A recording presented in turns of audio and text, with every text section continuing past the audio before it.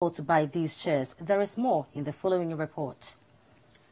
The situation at the Kolibu Surgical Medical Emergency Unit can only be described as dire. Stranded patients and their families or caretakers are seen right from the entrance through to the wards, anxiously awaiting medical attention. Inside the unit, the situation is no different. Patients are being treated on plastic chairs they purchased themselves. Family members of these patients lamented the situation to Citi News. There was no bed, so I went out to buy a chair for them.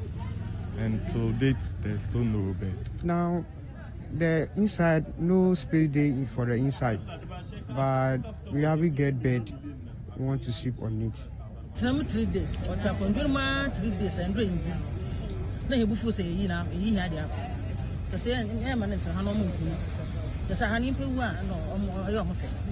The same person who had the same way, Jeff now. Lawrence brought in his sister early this morning for treatment, but the weak sister has had to wait outside hours on ending. My sister was transferred, actually. Was transferred from a university hospital. She is having acute kidney, not acute, chronic kidney disease, uncontrolled hypertension, vomiting uncontrollably, having peptic ulcers. And so she was transferred here because of her kidney problems, so that maybe they might dialyze her or something. But she has been on the staircase since she's been here. And just asked the staff, they told me there are no beds. And so, and I even don't know when we will have the chance of getting into the unit. For this man, he was forced to spend the night outside. Speaking of camera, his caretaker explained that they are awaiting some lab results due tomorrow before the doctor sees him. Public Relations Officer of the hospital, Mustafa Salifu, tells the news team that the unit has to stop all other incoming patients' transfers to ease the congestion.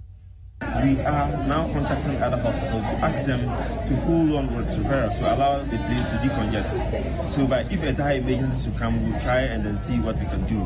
But currently, we want to ask them not to refer all the people. What happens is that we find cases that actually should not come here. They come in and then take up the space. So when you have a dire emergency, then it becomes difficult. So we're asking them, if the case is not too, if it's not too critical, they can call. Sometimes they call and they will offer them telephonic consultation. We give them guides on what to do to help the patients. So once the message goes to them, I'm sure some of them will sort to that so that we can help. They may not come here physically, but we'll still provide the expertise for them to be taken care of. For Citi News, Ni Ama. All right, so we go over to the phone lines and speak to the Secretary of the Ghana Medical Association, Dr. Justice Yankson. Hello, Doctor. Good evening, and thanks for joining us. Hi, good evening. Right, so from no beds to being treated on the floor, now we have to buy our own chairs. Is this how we explain or how we define quality health care? Well, what has transpired over the last couple of months, but truly speaking, it dates back to almost 10 years plus, is basically the result of what we've shown over the years. Look, to start off with, it is even wrong to be treating patients on the floor. To start off with, the patient deserves some dignity. Beyond that dignity, the health personnel themselves also need to work in a safe and less hazardous environment. Nursing or treating patients on the floor be the norm as we are trying to create. It should be an exception.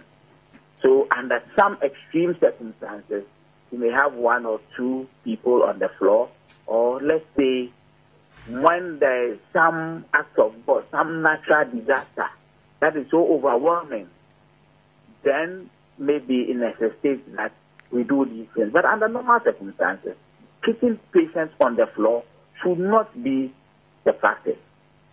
Well, of course, but this is what we are doing, and how do we salvage the situation? Is this going to be just talk as usual, especially in an era where we are abandoning some completed hospitals? Well, truth be told, we will have to take very proactive measures as a country. We should not play ostrich. This situation we are describing, technically speaking, has to do with emergency medical services.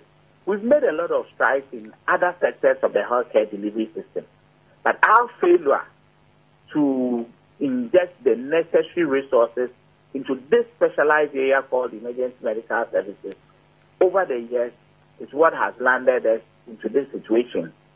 So as it stands now, we have to be bold as a people and collectively put our efforts together and develop this area of our medical services. It is very crucial because emergencies are such that you have very limited.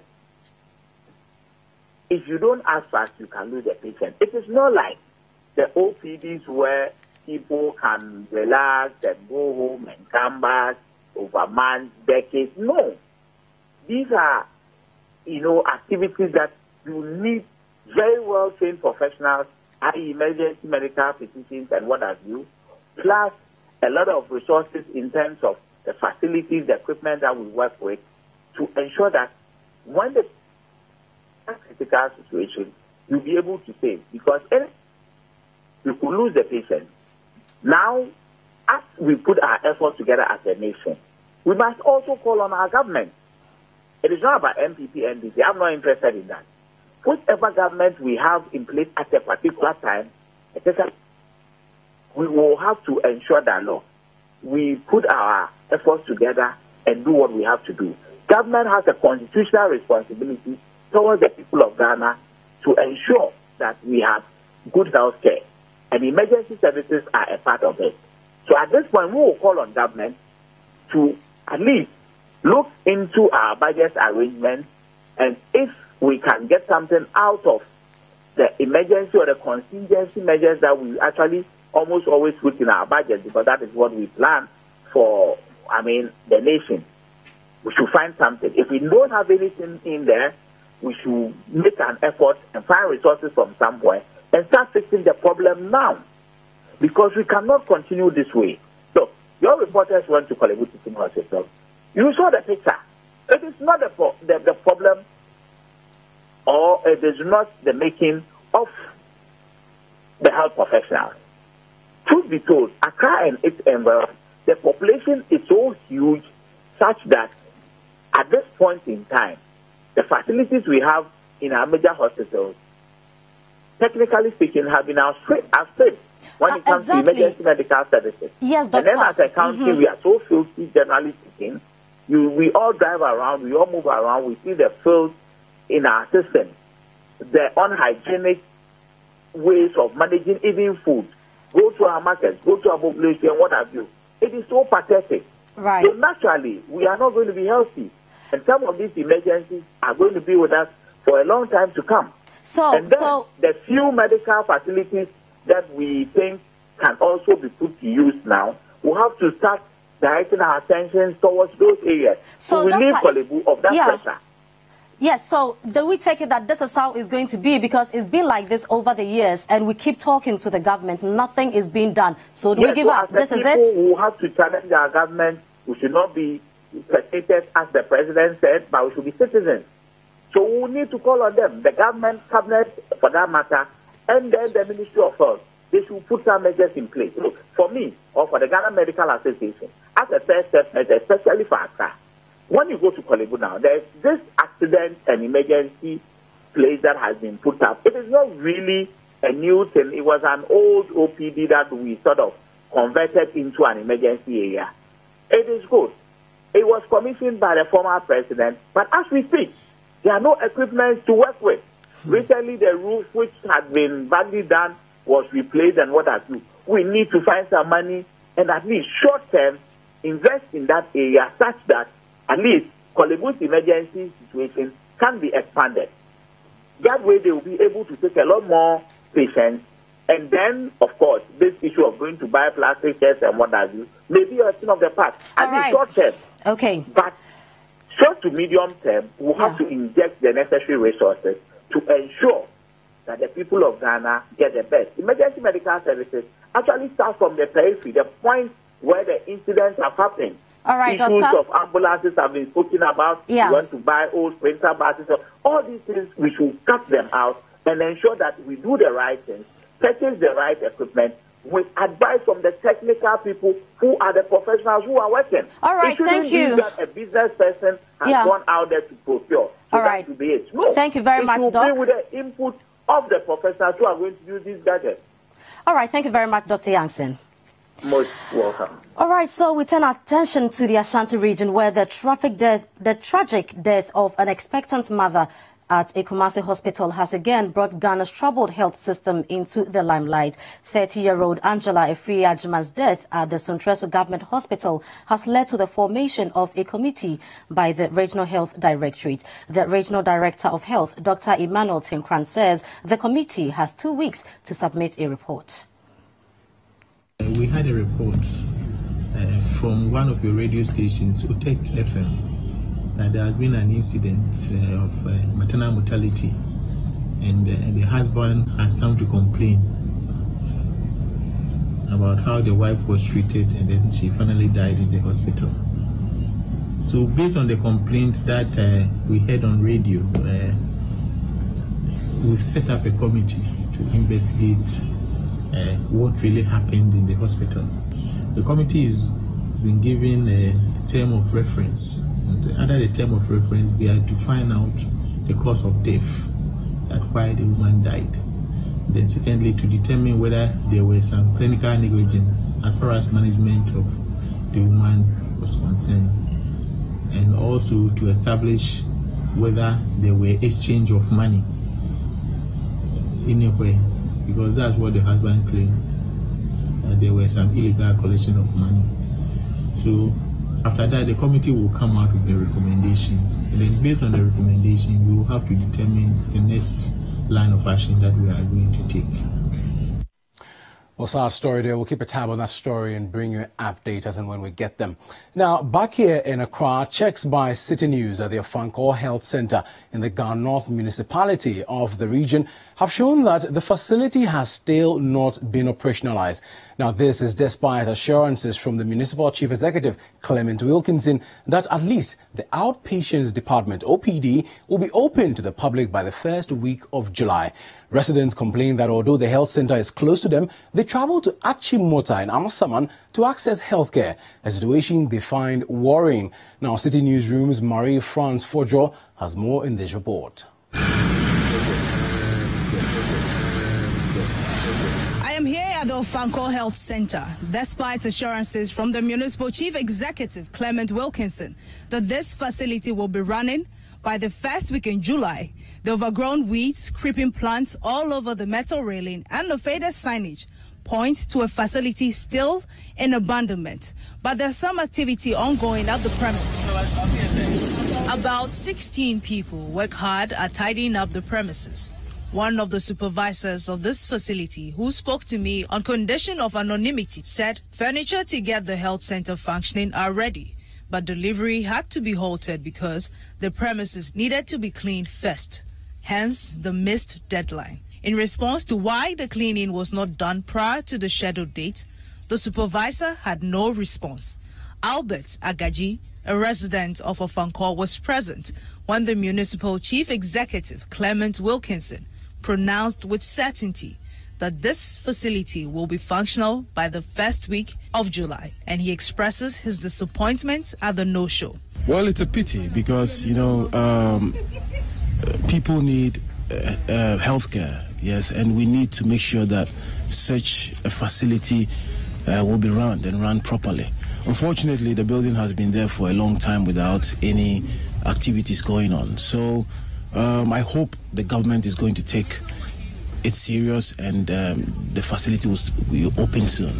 This other resident shares the same sentiments. It's very bad because you have to drive from here to Achimota. Sometimes most of the people go to Amasama, which is a distance. You can imagine a hospital close by you. It will take me 5 minutes to get there or 3 minutes to get there if it's working. So it's very bad. something has to be done about it. It needs to be open. It needs to be open. And it should be done quick. So we are appealing to government to do something about it. Speculations making the rounds in the area suggest that the opening of this facility has been postponed to August 3. Whether or not this is a fact, officials here remain tight-lipped. For Citi News, Darifons Fojum. Well, I've been joined in the studio by my colleague Kojo Ajiman to shed some more light on this particular sad story. Now, I know that Citi TV and Citi FM, we've been following up on health facilities that have been completed but abandoned. And currently, we are around 16 abandoned projects. Yes. Now, for this particular one, what is stalling the opening or the operationalization of this project? Well, our checks indicate that, one, the government, change of government, and secondly, the procurement issues that has got to do with buying of equipment and all that, and also accommodation for staff members. You know, a hospital is supposed to provide accommodation for nurses and other doctors who man the center. All these three things have stalled the project. All right. So, well, I mean, I'm sure you've been on the ground, you've spoken to some people. Yeah. So, this project was commissioned in 2016. Yes. By the then Eswal Mahama government. Yeah. But what have you been gathering on the ground? I mean, what is this present or current administration doing to ensure that this facility is open so that people within that community get access to healthcare at their doorstep? Well, in June, we spoke to the Municipal Chief Executive, Clement Wilkinson, and he told us that when they came into power, they had to take a step back and review some of the procurement stuff they did around the hospital. So that had to stall the project. And also, as it stands now, they've procured some equipment. Okay. They've gone through the procurement processes and they've acquired 1.2 million Ghana cedis.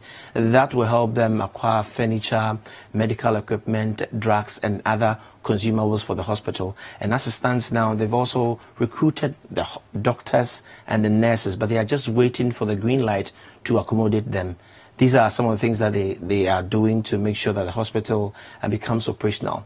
And then one other thing too we find on the ground is that residents are complaining about the proximity. This hospital is serving over 52 communities in Ga West and Ga East. Because it's not operational, they have to travel as far as Nsawam, Amasaman, and then Achimota. Wow. So if government comes in to open the hospital, it will be timely for them. For listeners who do not know the area very well, you're talking about Amasaman, that's about 6 kilometers away from Ofanko, about 30 minutes drive. 30 minutes drive. Achimota, about 8 kilometers. 8 kilometers, and as far as in Sawam to the eastern region. Wow. Yes. Wow. Now, you mentioned the subject of green light. Who are we expecting this from, essentially?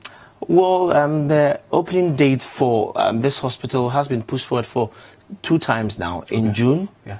And then this current one, we are told that they are getting the place ready, and we should expect that in August, government will give the green light.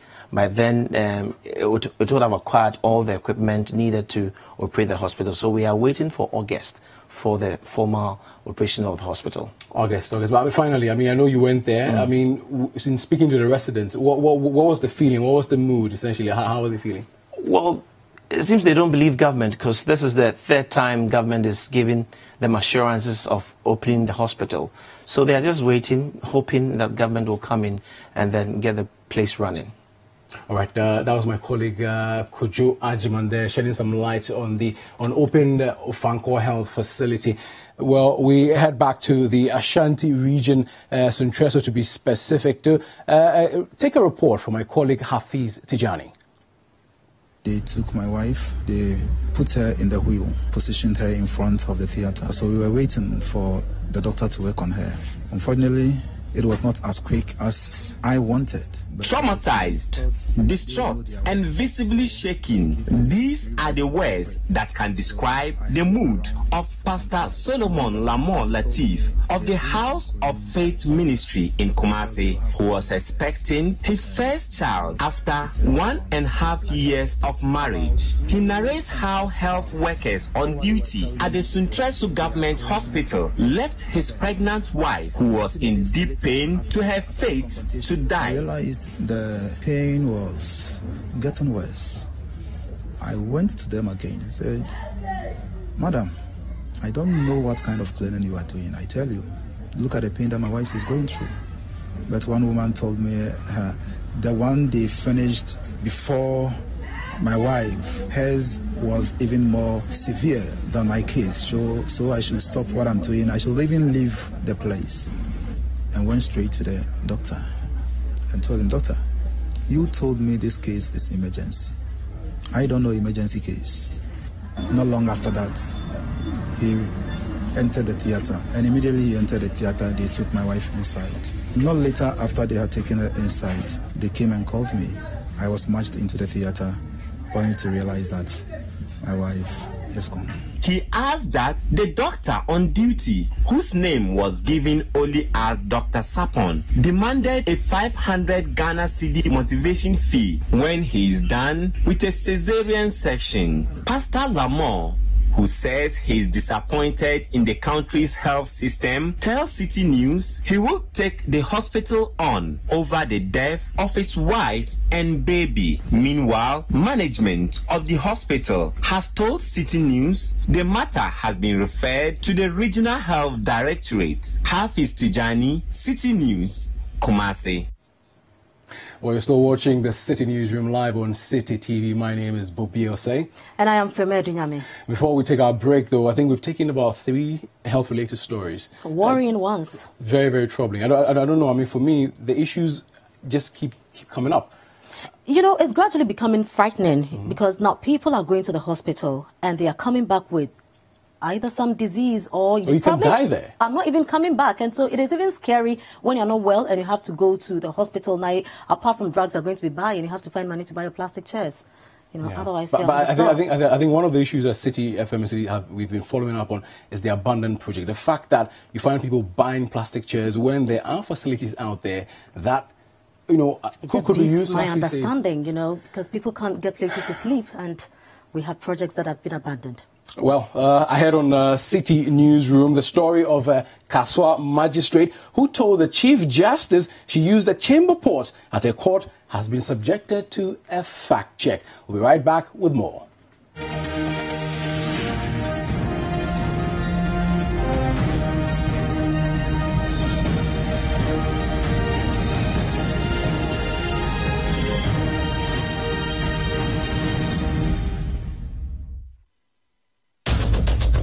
Tune in to The Point of View, Mondays and Wednesdays at 9 p.m. as Bernard Avlet takes the news further. He will bring the right guest, ask them the relevant questions, and get you the real insights you need on the big stories for the day. What one action have you taken? What one statement have you issued? Well, we've been issuing statements, even this... on the specific issue of... This very one. Of no bed syndrome. Since you are saying that you've heard this before. Well, we keep talking. The Point of View with Bernard Avlet, Monday and Wednesday nights, only on Citi TV.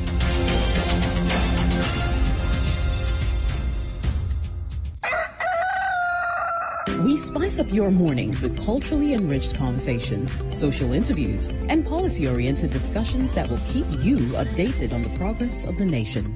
Because we're giving only those in their 3rd trimester. So in the next 3 months, those in their 2nd would be ready to receive the kit.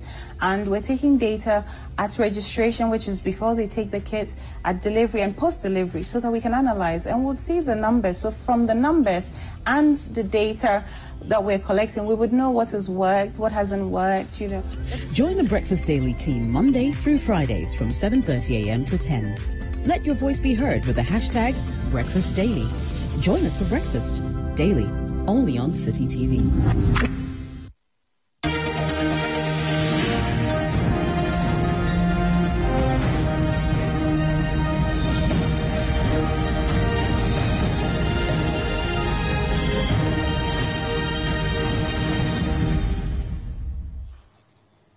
Thanks for staying with us. Now, turning our attention to the judiciary, the story of a local magistrate judge at Kaswa who told the Chief Justice she had no access to toilet facilities in her court has been reviewed as inaccurate. The judge, Felicia Gandezi, is reported to have told the Chief Justice during a tour of the Central Region that she had to use a chamber pot due to the absence of toilets in her building. But Citi Newsroom checks reveal that there are currently 3 female washrooms available for staff at the Municipal Assembly, with one specifically assigned to the Magistrate Court judge.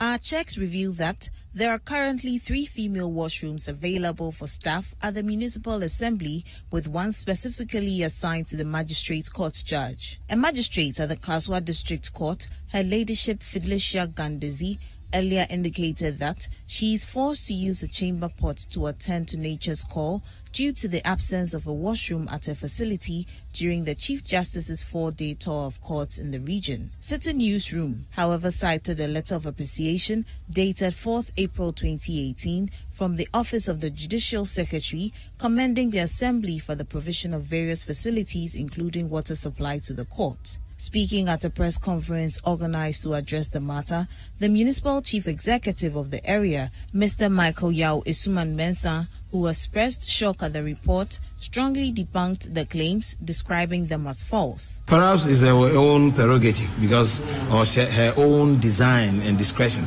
But as far as I'm concerned, we as Assembly have provided her a designated washroom just for the judge alone. The keys are with bodyguard, the police officer, and then the registrar. Then the cleaners who go there to clean. So it came as a surprise to all of us, yes. He further called on the media to do due diligence in their reportage in order to avoid the recurrence of such a situation.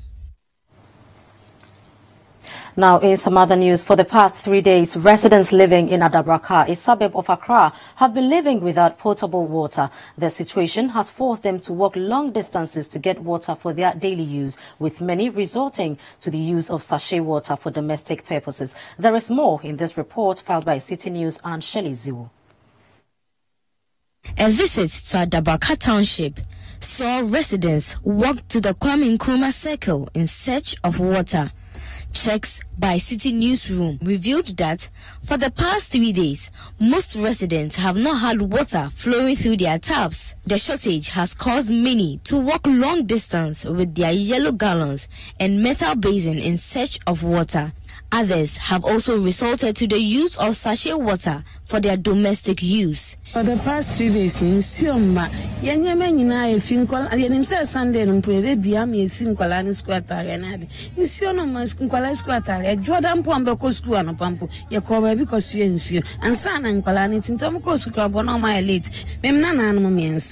Ntamiensa omuntale nyina efi minye nsuo mfensi niema ahomti toilet no krampo nye nsuo mfam flash ama ho nyina bon kankankan baby omudwunso ho sia ontimi home yenim the reason why niema bibisi esa na ye ho chi abatan ye ho chi empa nti esre omampeni no hwe no nya bibi ma ye wine na ye bre bula nsuo ni na akoto bula baako 2 cedis sachet na nkwala edi dware anopansa no mukosku. You know the repercussions of not having water. Going around looking for water, affecting work. You know, the time you go to work and other things. Oh, I'll move. I'll use my bowl. Then I'll buy pure water to cook. That's all. Because now for the pure water, they dilute it before they sell it. So when I buy 2 sacks for my food, I can do that. Then I'll buy boutique on my fridge. That's all. Citi News spotted some young men busily looking for water for residents, especially food vendors. The situation has also affected business activities. Awonye, who runs a local eatery popularly known as Choba, fears her business will collapse if the pipes don't flow immediately. The residents say efforts to get the Ghana Water Company Limited to resolve the issue has proven futile. This house is the only house in Adabaka that is currently having water flowing through their pipes, and every resident in Adabaka is trooping here to fetch water from their pipes. Reporting for Citi News and Shelley Ziwo. Well, we now take you to the western region, where some coastal inhabitants are calling for a better understanding of the mandate of the Coastal Development Authority.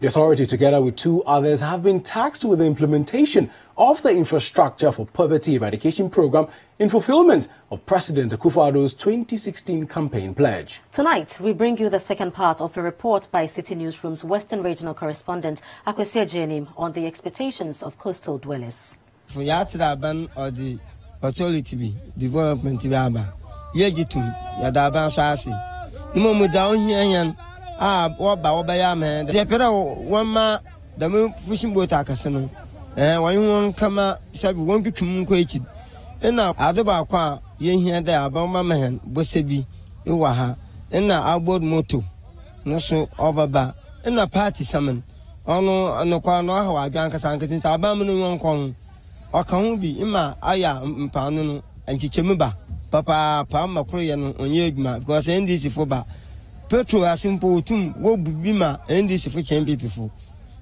the mass NPP baby so mo wa ye no so anshada onye onkoye ma apofin fo we down mpo baby okwa apofin po onyim okwa petrol no fo do ba ebi so asem bi anyu nta aba no nko msani bia ono afrofo bada na so papa abanan biara baba Ghana he biara no asi oboto that fishing nim abantum mfa yen adwuma ayi kufo be no en that fishing ye the man atamis be obey that fishing ye amanpayin mama obey that fishing ye na akufo adu be obey that fishing ye sisi as that fishing we don away adwuma abanan wura abanan din say to that fishing no do. We at the inshore want the authority to help us to acquire engines, that's marine engine, to help the industry, because right now the industry is dying slowly, but people don't know. And also other logistics like nets and fishing gadgets, as they do to our counterpart, those are the artisanal, that's the canoe. We want the same thing to apply to us, because we are working in the same industry and we go to the same fishing grounds to fish for fish. These fishmongers, however, want the authority to help them with an electric oven factory to end their difficulty in using these outdated mud stoves. I say no, oven say yede ho na no nti e pesa aban buayen. The way I say your bread pan for electricity oven Brian na your from one na no to me inside. Nti asra ban say ombo buayen na that's a phone no so you don't want na manyi your problem. Yes, I know it's a gym. And you know, boy, you be on na nti ya to da aban. Also now the one district one factory. Tinya so na for ya dey pede nka oba ya mayen dey. Oba ya ahoto oven ana electric bibia yebo tumi da ahoye nam. Meanwhile, Friends of the Nation, a socio-environmental civil society organization which has carried out various studies in 3 of the 4 coastal regions of Ghana, says the Coastal Development Authority must avoid a likely duplication and conflict with existing development agencies. The Metropolitan Municipal and District Assemblies have the mandate to develop and implement 4-year medium-term plans. And they also have the power as the statutory planning authority for the areas that they operate. The regional coordinating councils also have the mandate to coordinate the development activities of all of these metropolitan, municipal, and district assemblies. So if the Coastal Development Authority also comes in to also be an agent of development, then clearly it must avoid duplication, also carve out its role very well and see where it can make the most impact. For me, the most impact that it can make is focus on addressing the issues that affect fishing and coastal communities.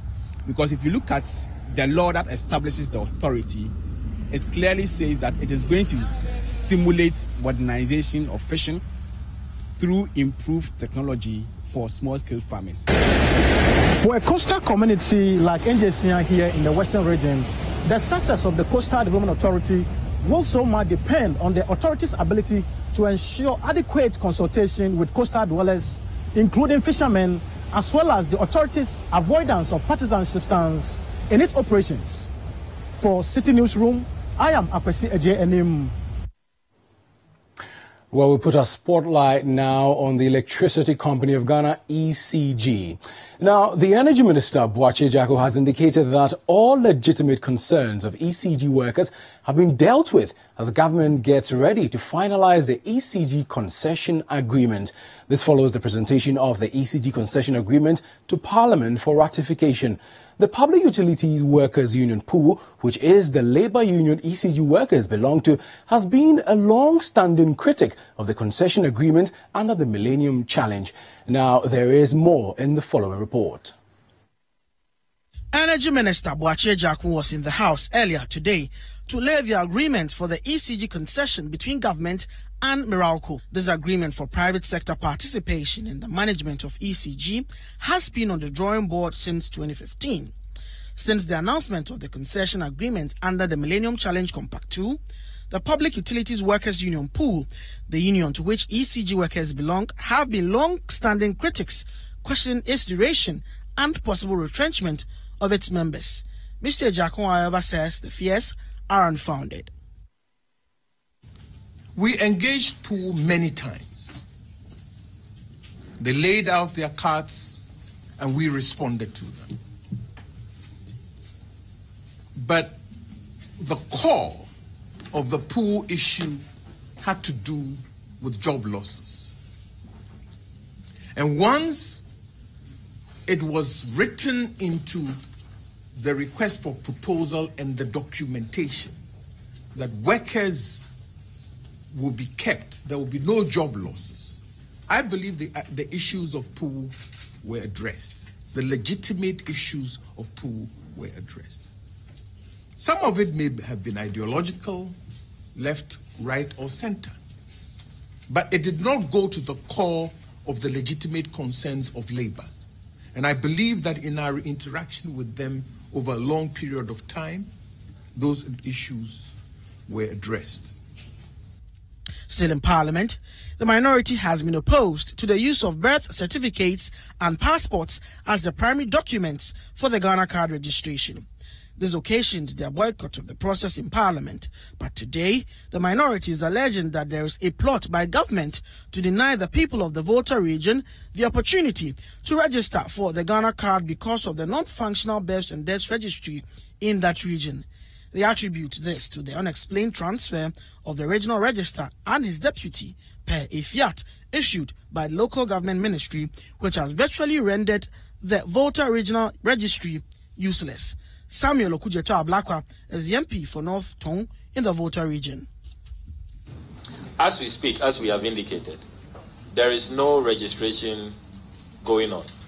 Now, we are concerned about births that occur every day, deaths that occur every day. They have to be registered by law. So, though we in the minority have boycotted the Ghana card, and we continue to insist that the voter ID must be, registration of births and deaths must continue. We have not boycotted that. And you cannot say that these two persons should cease. If you look at paragraph 3, it says, ensure that all birth registration and issuance of birth certificates cease with immediate effect. So they have rendered the whole region redundant. New births are not being registered. Deaths are not being registered. We are in the region. We are members of Parliament. For Citi News from Parliament, this is Duke Mental Poku. Achimota School has been declared as owners of a disputed parcel of land after 10-year legal battle with Netlink Estates and 66 other persons.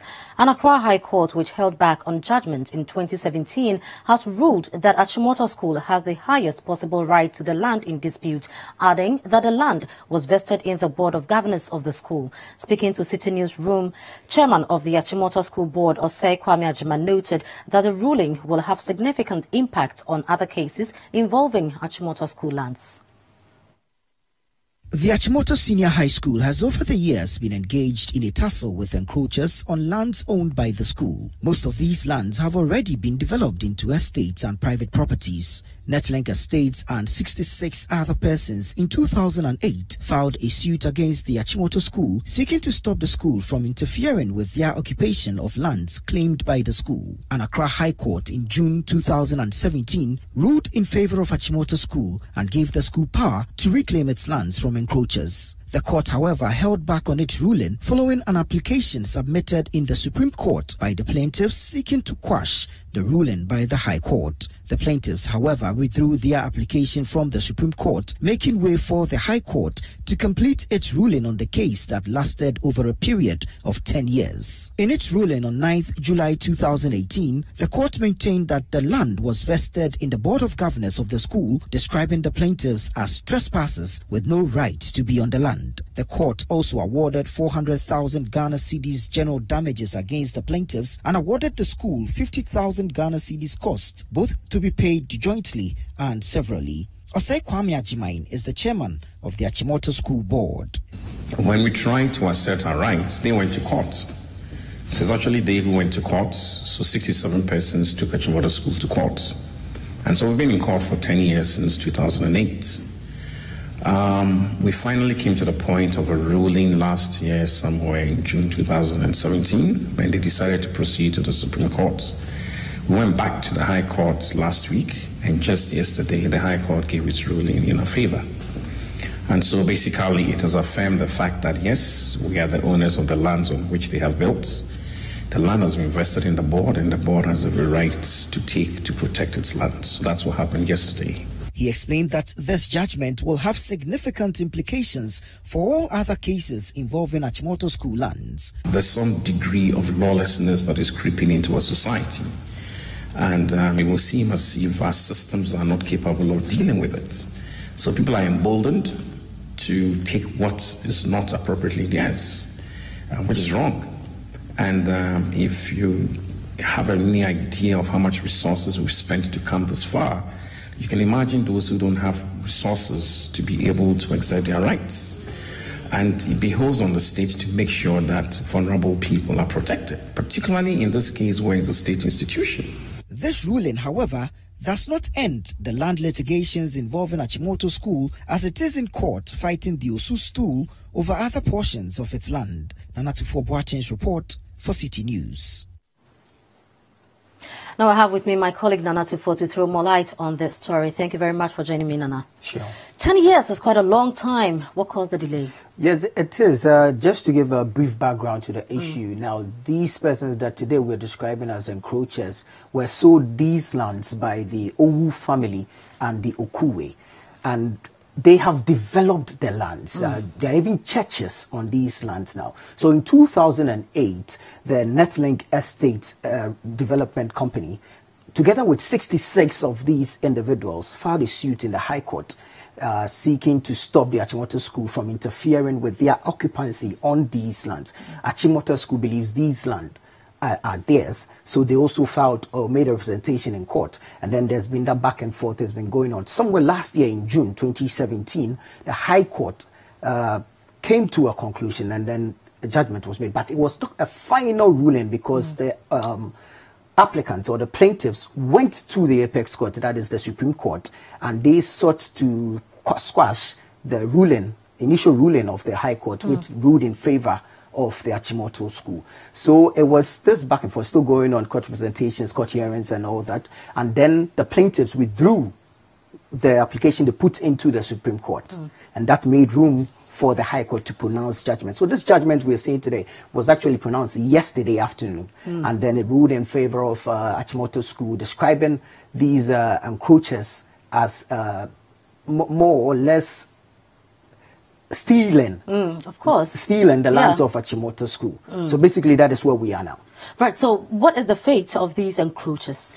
Well, the board says that they are under the Ghana Education Service, under the Ministry of Education, and then the board itself, as well as the school body, would have to sit and decide on a roadmap as to how to reclaim these lands that have been developed by these encroachers. So how significant is this to the board? What are they saying? What does this mean to them? Well, it's a big feat to them, because if you heard the chairman of the board, Osei Adabaka, it's a relief to them, because they have spent so much 10-year period going to court, looking for evidence, documents, to the land commission, gazettes, and all that. In fact, so much resources have gone into it, time, money, all gone into this. So according to him, this is a big relief to them. And then also it speaks to the future of the school in the events that they want to develop and open up for more intake. Then they have the land to do so. All right, Nana, thank you very much. Thank you too. You're still watching Citi Newsroom live on Citi TV. Moving on, the authorities of Mount Crest University College have refuted claims of extortion made by some students against the institution. Some students have accused the school of extortion and unfair treatment after they were given short notice to pay 3,500 Ghana cedis. The rector of the Mount Crest University College, Kwame Siasare, however, says the motive behind the new charges were explained to the students. The total amount of 3,500 cedis is to be spread over a period of 4 months, from July to October. But they are required to pay a minimum of 1,000 cedis, in order to meet our financial obligations, as I've already explained. So it is not true that we've tied it to the law school admission, but they need clearance, in the first place. They have, some of them obtained the attestation 3 weeks ago. 3 weeks ago, not, yesterday, not today, not 3 days ago, but 3 weeks ago. Now, the list on the notice board is the pass list. That list does not include those who are trailing courses or those who have even failed the entire exam. It's just those who were successful. So it is that list that we are going to forward to the law school and then KNUST as well, because our students are KNUST students, and therefore whatever we do here, we should be mindful also of their interest in order, not to injure their renowned reputation. So it is not true that the pass list on the board is the entire student enrollment. No, it is just a group of students who have taken the exams and have passed. So those who are making the ugly noises, I believe, are those whose names are not amongst the successful students, and they are agitating that they should be made to go and write the exam. That I have refused. I am not going to allow any student who has not passed the exam to go and write the National Common Entrance Examination for admission to the law school. I will not do that. So yes, it is true they are paying some money, but it has not been tied to the entrance exam. They are to pay. We give them initially a deadline of 10th August. I have apologized to them that the timing, appears to be somewhat oppressive. For that I've apologized. And we've removed that restriction and extended, the period up to 31st October. So the 3,500 is 1,000 cedis initially, then they can take their time, to pay the balance. But it's an obligation that they have to discharge. Now, still staying on this particular story, the president of the Student Representative Council, Mohammed Anyas, says they have petitioned the governing council of the school. We received a letter to the effect that there will be adjustment in fees. Well, while we cannot contend or we cannot argue against the adjustment in fees, we can argue against the basis for the adjustment of fees. So this is what we are doing right now. We've actually sent petition to the council of the school. We are still engaging them. We think that they will listen to the plight of students and address it accordingly. So again, it still lies within the ambit or the discretion of council Okay, council is the highest decision board making. If we have made a good case against the reasonableness of save, I think they will understand and be able to rectify the damage. Or that's if there is any damage yet. But if they will rectify the plight that we are currently suffering, and I'm sure they will address it in the coming week, I'm sure. You're still watching Citi Newsroom live on Citi TV. My name is Frema Adunyame. And I am Bobbie. I'll be back with sports and other stories.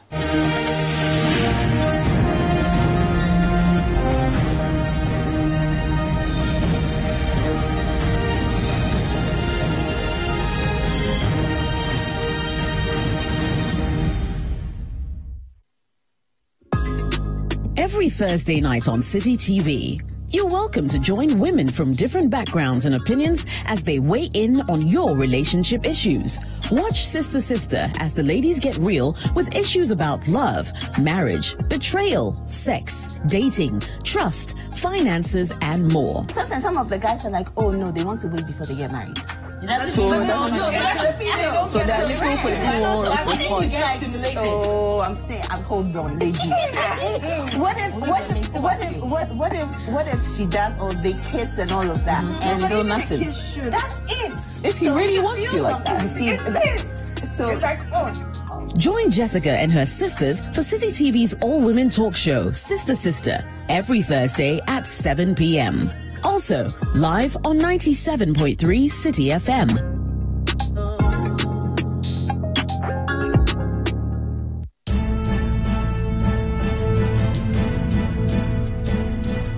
It's engaging, detailed, and loaded with factual and incisive analysis. It's The Big Issue, your preferred Saturday morning news and current affairs analysis program on Citi TV. Tune in this and every Saturday at 9 a.m. and hear the newsmakers discuss the top issues for the week. At that time, Charlotte was complete. I'm not defending Charlotte.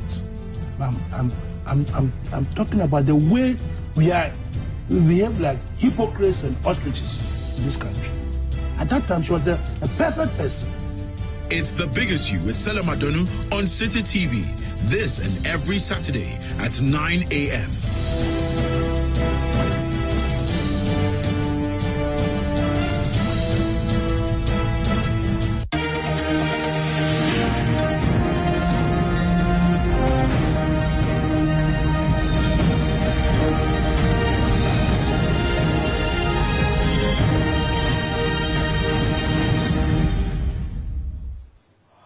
Well, you're welcome back. You're still watching the Citi Newsroom live on Citi TV. Let's move on to some other stories. Now, an Accra High Court has dismissed an application by two private citizens seeking an injunction on the National Communications Authority, NCA, from implementing the Kelny GVG deal. According to the court, presided by Justice Anthony Yeboah, the two plaintiffs were engaging in peddling evidence-less fears. He further expressed surprise that the telcos, whose networks had been connected to the revenue monitoring system and are defendants in the case, did not challenge the claims by the Communications Ministry. Well, we are going to go on the phone line to speak to one Ametoga, but it appears we do not have him on the line. So let's go and take our next story. Now, despite having returned to their post, drivers of the quality bus system, Ayalolo, say working conditions have not changed. Now, the drivers staged a sit-down strike last week over the persistent delays in the payment of their salaries. But after meetings with management, drivers resumed work. Now, Citi News' Mina Dablu has been to one of their terminals. The drivers have resumed work, a satisfaction for passengers. But the worrying expression on their face tell a different story. Their demands have not been met. This work, since we started last year, we started this work. Our salary has not been going through at all. They've given, as I said, half quarter. I remember only twice they've given us full payment of our salary. Since then, half quarter. Through that, and we end up with last year. This year, when we started this year, also from January, the same thing, half quarter like it twice, and half to one. From there, they break, the salary doesn't come at all from March, April, May, up to June. We are in now. No salary. We haven't received anything. And see the hardship we are paying. Some of them are staying at Kasua, Fanko, Liberia camp, what you call Breku, Budubram, and all, etc. You see, and our transportation in and out. So if I tell you, you pity for me. They're having children who are schooling. They sack them. They will come home to come and collect school fees. Our landlord, he needs what do you call advance. What do you call electricity bill and all these things. You see, so I mean we are facing very difficult hardship. Nti omo nye dwuma bia nka adwuma we hunu de omo hu amane ya kasa omo hu amane de ane yoboa eza o show obi o share uniform na bia ba bia ye ton ade na okofiri ade eduane obedi kuraje se okofiri na de ade se ya humiti se so o ya ade we mu a we bi sa se nipa ya on to me show no ano ho no ofiri ade na yire ne mma be den o mbedi de be drive ni so many years.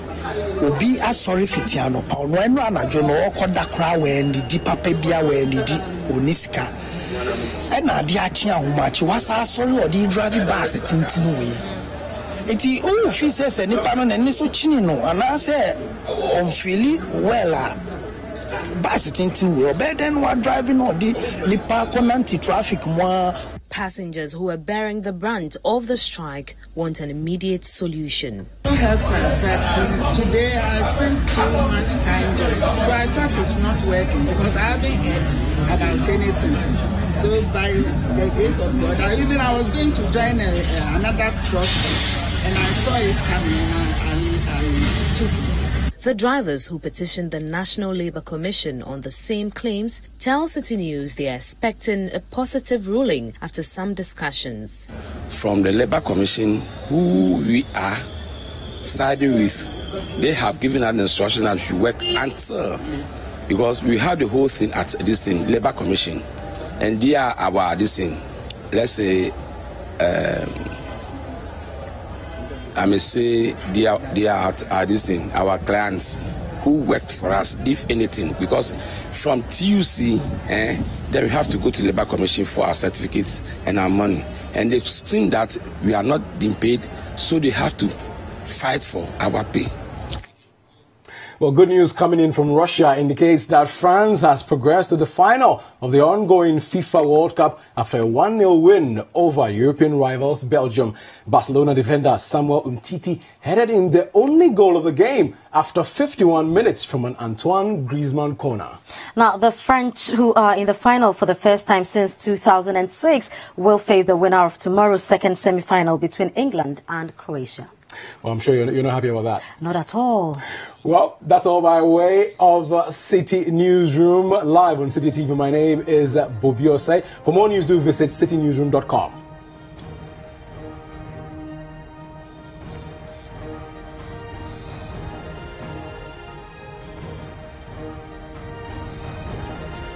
And I am Frema Adunyame. Many thanks for your time. Bye.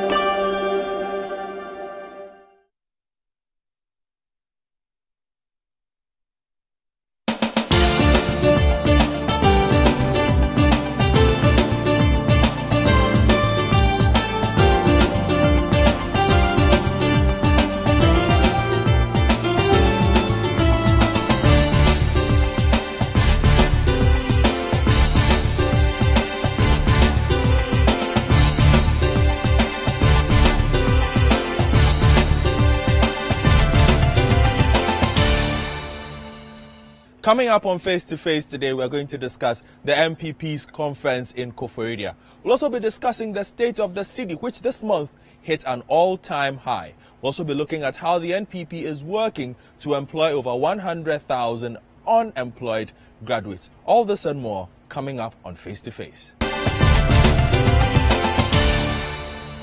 Welcome back to Face to Face, and my guest today is a man who has served as a journalist, who has also worked as a media strategist, and is also a scholar. For the past 11 years, he has served as the spokesperson to the man who is today the president. Dr. Mustafa Hamid, the Information Minister, is my guest. Honorable, thank you once again for joining us on Face to Face. Well, I'm happy to be here. Thank you very much. Honorable, did you leave Koforidua with the feeling that the 6,000 delegates who had gathered there left with a renewed sense of vigor for the NPP's agenda? Well, certainly. The atmosphere that I saw there, coupled with the results that came out, tells me that there is a sense in which the choices that were made are the overwhelming choices of the people. And to that extent, I believe that everybody has gone home satisfied that we chose the right crop of people to manage our affairs until 2020 when we go to the next election. So quite frankly, I came out of Koforidua on my own behalf with a renewed sense of commitment, you know, for moving the party's agenda forward. What was the impression, the perception that the party was looking for the Ghanaian populace in general? Not everybody is NPP, but for the nation as a whole, what did you expect Ghanaians to see from this conference you had?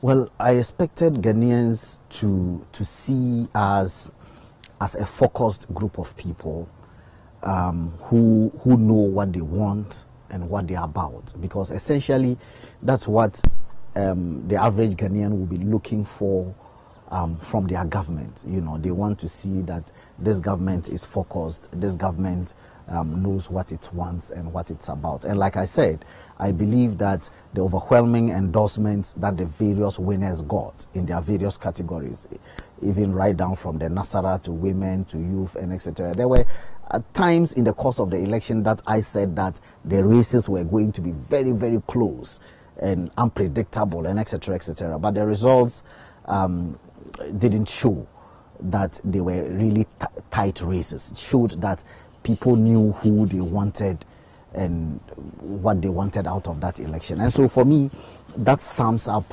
the collective, if you want, psyche and philosophy of the entire NPP, that we are very focused on what we want, and then we've gone for it. The party must have heaved a huge sigh of relief, considering that when you left Tamale, the after effects of that particular conference was not the best. Everybody must be saying, "Whoa, we're happy this one has gotten out of the way." Well, absolutely, absolutely. I'm sure people were also determined not to repeat the mistakes of Tamale.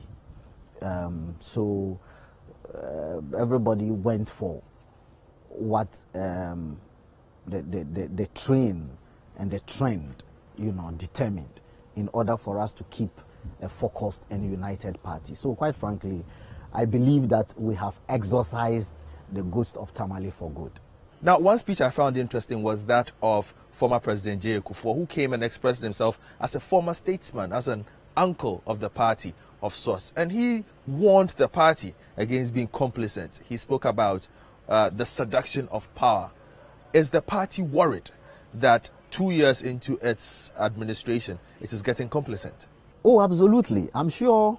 And he quoted the famous political refrain that says that power corrupts and absolute power corrupts absolutely. I'm sure that is a lesson that every politician knows, okay, except that sometimes when you get complacent, you don't know it yourself that you have become complacent, you know.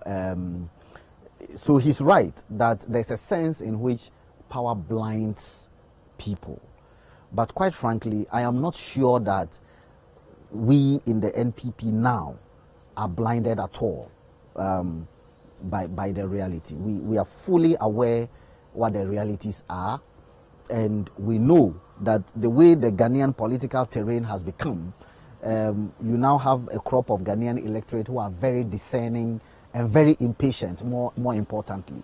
And therefore, it's easy for their patience to wane.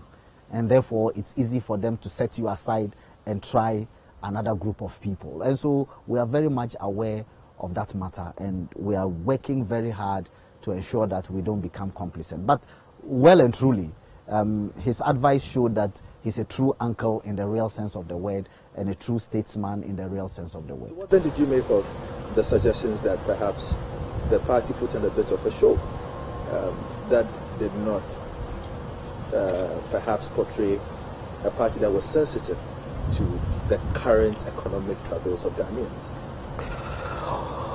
I don't think so. I disagree with that viewpoint, and I've seen some of that on social media and even on traditional media platforms. These are individuals who were contesting an election. And really, in election, visibility is key. You ought to be visible first of all, before... Your own party, people who've known you for decades? No, I'm not sure. You need to be visible. It's not everybody who knows everybody in our party. This is a very huge party that spans from Hamele to Axim. Before this election, I'm sure there are many people, apart from the popular ones who had already been occupying political party positions like Samia Uku, John Bwedu, Chairman Blay. But they had the biggest billboards. The ones who are more visible. Well, I am not too sure if they were the ones. There are some others who were more visible than that. Even so, you see, election is psychological warfare. Somebody says that politics is war without bloodshed. Okay? And so you ought to, at any point in time, be seeking to inflict as much psychological trauma to your opponent as possible. And the way to inflict psychological trauma on your opponent is to show your opponent that you have every blade of grass covered. Okay, and the way that they do that is to populate the place with posters, with banners, with leaflets, and so on the part of the party as corporate body. You may want to accuse the individual campaigners of ostentation, but as I said, that ostentation becomes necessary in their bid to outdo one another. This is not the first time. Even when we've been in opposition and elections have been contested, not just within the LPP, but amongst other political parties, it's the craze. I mean, people have to do billboards, people have to show that they are visible and they are the ones who are going to win, because that's the way to do it. So I refute that suggestion, quite frankly. Were you worried by the perception by Ghanaians that the NPP put on a big, expensive show? In fact, if you listen to somebody you invited, Dr. Hayward from the Conservative Party, he accused your party of perhaps being a bit too flamboyant. What he said, in my view, wasn't negative as such. You know, of course, they do it different. And I've attended a Conservative Party conference before. This was in 2004 in Bournemouth, in the US, when I was National Youth Organizer of the NPP. Yes, I didn't see billboards, posters, and so on. But the British Parliament is over 1,000 years old, something to that effect. Okay, so really and truly, you can't compare. They have evolved, and I think he also admitted it, that they have evolved. Okay, and we are 25 years. So I'm sure going forward, we will also find neater ways of doing it. If you ask me, quite frankly, I don't find it ostentatious as such, but I find it untidy rather. Okay, even the way the environment is littered.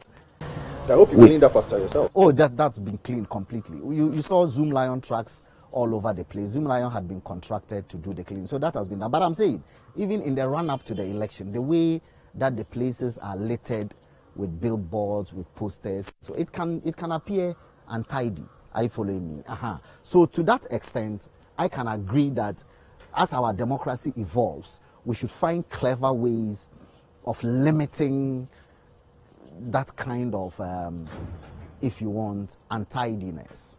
You know, putting billboards and posters all over the place. We can agree on that. But in respect of ostentation, I disagree. Now, I also found it interesting that the president chose that particular platform to address corruption. And I don't think he was just talking to the NPP crowd, he was talking to Ghanaians as a whole. And decided to announce the exoneration of the Honorable Pius Senam Ajigona. Has the president been bothered by the rhetoric and the conversations in the general populace that perhaps he is not fighting as hard as he promised against corruption? Is he worried? He must be. He must be. It is important that he is, because we all agree as a nation that corruption is our bane. In fact, not just in Ghana, quite frankly. All over Africa, the suggestion by scholars and political pundits and everybody is that if we could find a way of protecting even half of public wastage in African countries, Africa would be way ahead of where it is now. So it is generally agreeable across the African continent that corruption is one of the reasons we are where we are. So to that extent, this president must be very worried, and especially as a president who also came to power on the back of the promise that he was going to do more to fight corruption and make corruption unattractive and so on. So if there is talk in the town that we are not exactly getting it correct, he should be very worried. But as far as we are concerned, we believe that he's done so far the best that he can, you know, to send the signals that he's a president who is determined to fight corruption, which is what he said.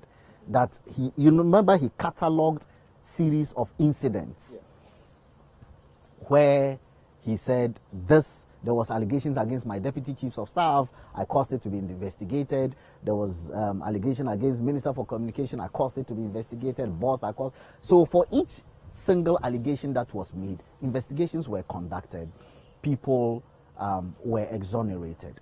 And to that extent, if people are exonerated by investigation, you cannot incarcerate people merely because people want them incarcerated. You must incarcerate people on the basis of evidence.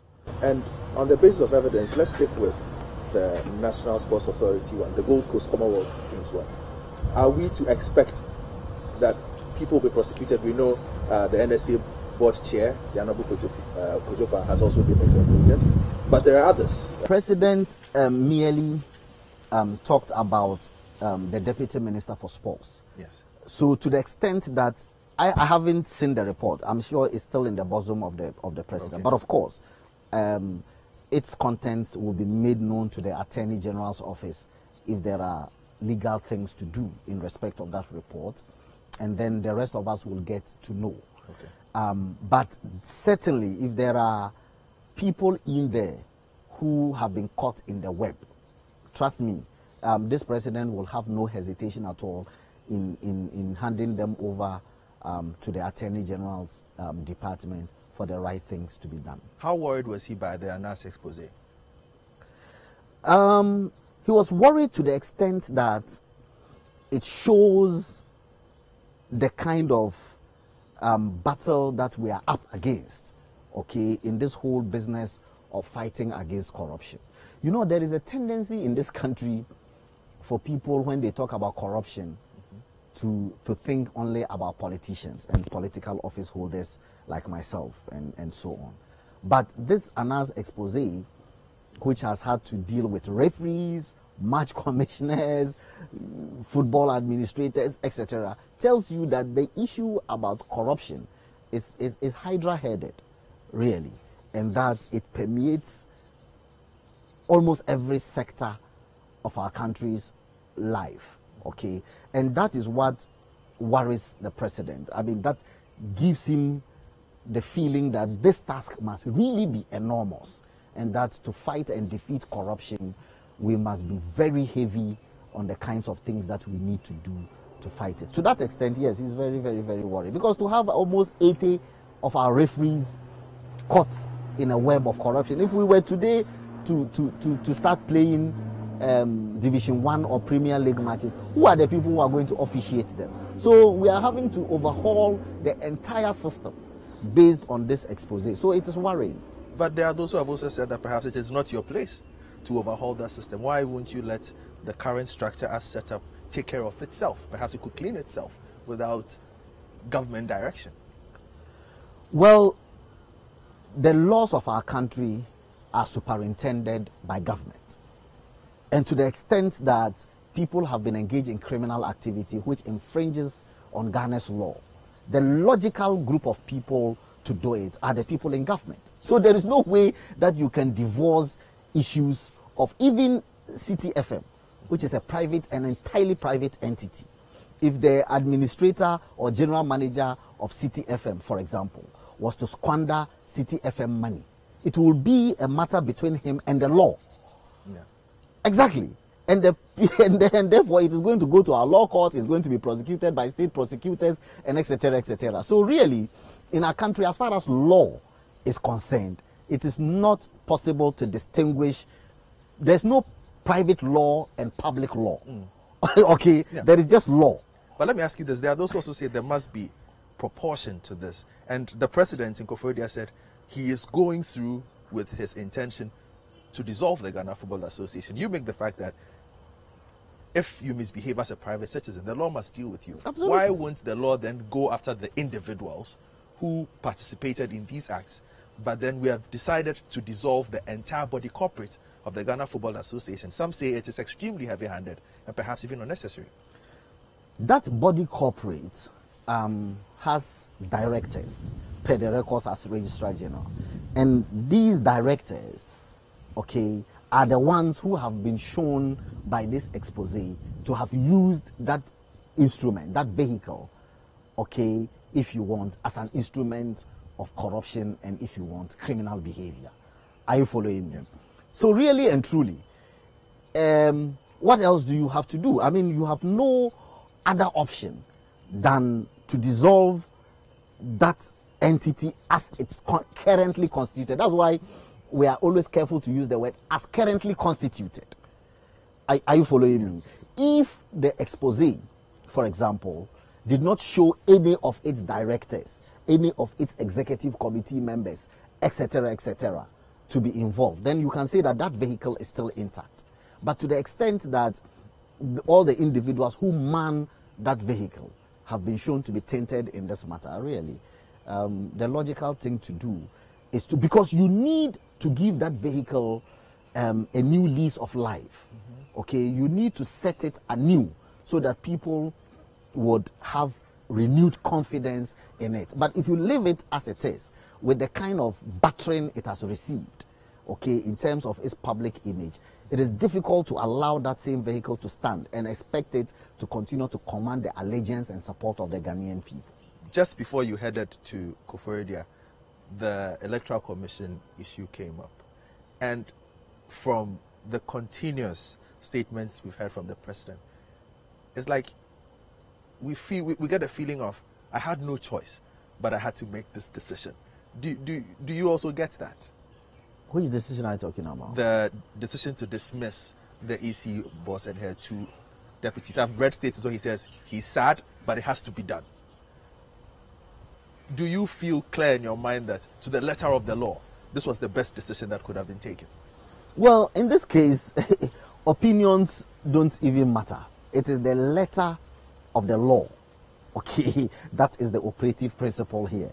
And I'm sure you've heard the pundits and everybody pontificate on this matter over the past several weeks. It's generated a lot of legal conversation. Yes, but nobody that I have heard has refuted the fact that the Constitution has been misapplied. Everybody agrees that the wording, the letter, and the spirit of the Constitution says that when that committee makes its recommendation, the president shall act in accordance with the recommendations of the committee. Everybody is agreed. Now that is English, isn't it? Yes. It's not Greek or any other language. And I'm sure that is very clear to you what it means by the president shall act in accordance with the recommendations of the committee. And everybody knows what the recommendations of the committee were. So, but there are those who also say that it sets a precedent whereby any president could also form a committee and say A, B, C, and D and dismiss a sitting electoral commissioner, or it opens a door where we say that for X reason, let's get rid of this public official who heads this state institution. So they feel that this particular decision perhaps opens up governance to a whole new path of easy manipulation for people. I would answer that directly, shortly. But I need to also make the point that these allegations that were investigated by the committee, okay, now they are no longer allegations, they've been proven, okay. Now, but initially, what constituted allegations, which were basically the ingredients of the petition, okay, by the petitioners, were matters that were put in the public space by these commissioners themselves. I'm sure you know that they themselves were out there in the public. There is not one thing, one item that was in the petition by the petitioners that had not been put out in the public space by the commissioners themselves. The EC commissioner or former EC commissioner accusing her deputies of misbehavior, of incompetence, of breaches of law, and they in turn accusing her of procurement breaches, of misbehavior, of autocratic rule. All of that was said by they themselves, on some of them on your media, on your network. Are you following me? So really and truly, it is not as if the matters that constituted the petition were matters that were conjured from heaven. They were matters that they themselves put out by themselves. That's number one. Number two is that people are saying, yes, people can then become frivolous in the future by always, if I don't like you, I simply gather a few friends and then we put together petitions and then we take it to the president. Yes, people can decide to be frivolous, but whoever will be chief justices cannot, by their calling and training, be frivolous. If you bring 50,000 frivolous petitions and they are frivolous, they will be known to be frivolous. They will be said to be frivolous, and then they will be thrown out. So it's not true that this basically opens the floodgates for people to start throwing out public officials who are protected by tenure and so on. No, it cannot be the case. If any chief justice examines petitions which are frivolous, he will throw them out. This particular petition, if the chief justice had found that there were no, the lawyers call it prima facie case, that there is no prima facie, and if it's frivolous, there will be no prima facie case found, and it will be thrown out even before a committee is constituted to even consider it. So quite frankly, as for me, I'm not afraid at all that this is virtually going to open the floodgates for people to be frivolous. No. All right, then you're watching Face to Face, and I'm speaking to the Information Minister, Dr. Mustafa Hamid. When we return, we will revert to the economy and the city. Spend 30 minutes every weekday catching up with all the trending social media conversations of the day. If you tweet it, we'll read it. We might just even Skype you. 30 minutes is all it takes, so use the hashtag 30minutes on social media to catch our attention. Join the most interactive social media TV show weekdays at 5 p.m. only on Citi TV.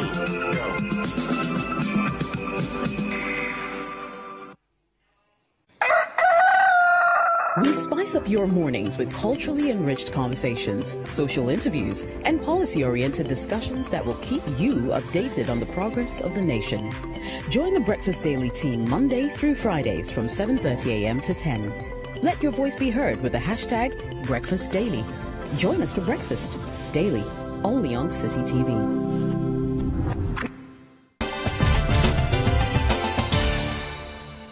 Welcome back to Face, where today we are talking to the country's Information Minister, Dr. Mustafa Hamid. Now, Doctor, this month, the dollar hit an all-time high. It got to 4.82 this month.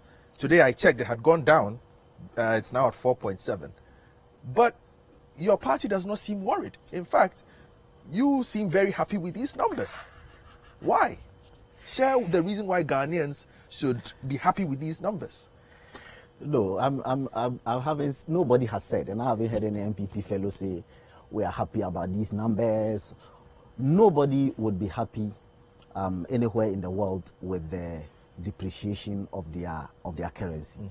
Albeit, the economists tell us that there are instances where countries deliberately devalue their currencies to achieve a certain effect. I don't know the economics of it, but in our case, since it's not a deliberate economic decision that we must devalue, what it means is that this, if the cedi is losing value, it must be of concern to all of us. And indeed, we are concerned.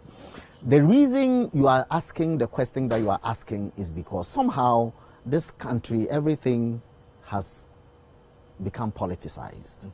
Okay. And so once people come at government, not on the basis of, if you want, genuine concern, but people want to count government, like what the minority was doing in parliament and saying that Baumia should go and Dr. Baumia, the vice president, should go and arrest the CD. But was that unfair? They say you did it to them. And etc., etc. You see, once you do that, the government side would also do a rebuttal, and in the rebuttal, they will show, which is what we have been seeking to show, the trends in the cedi's devaluation.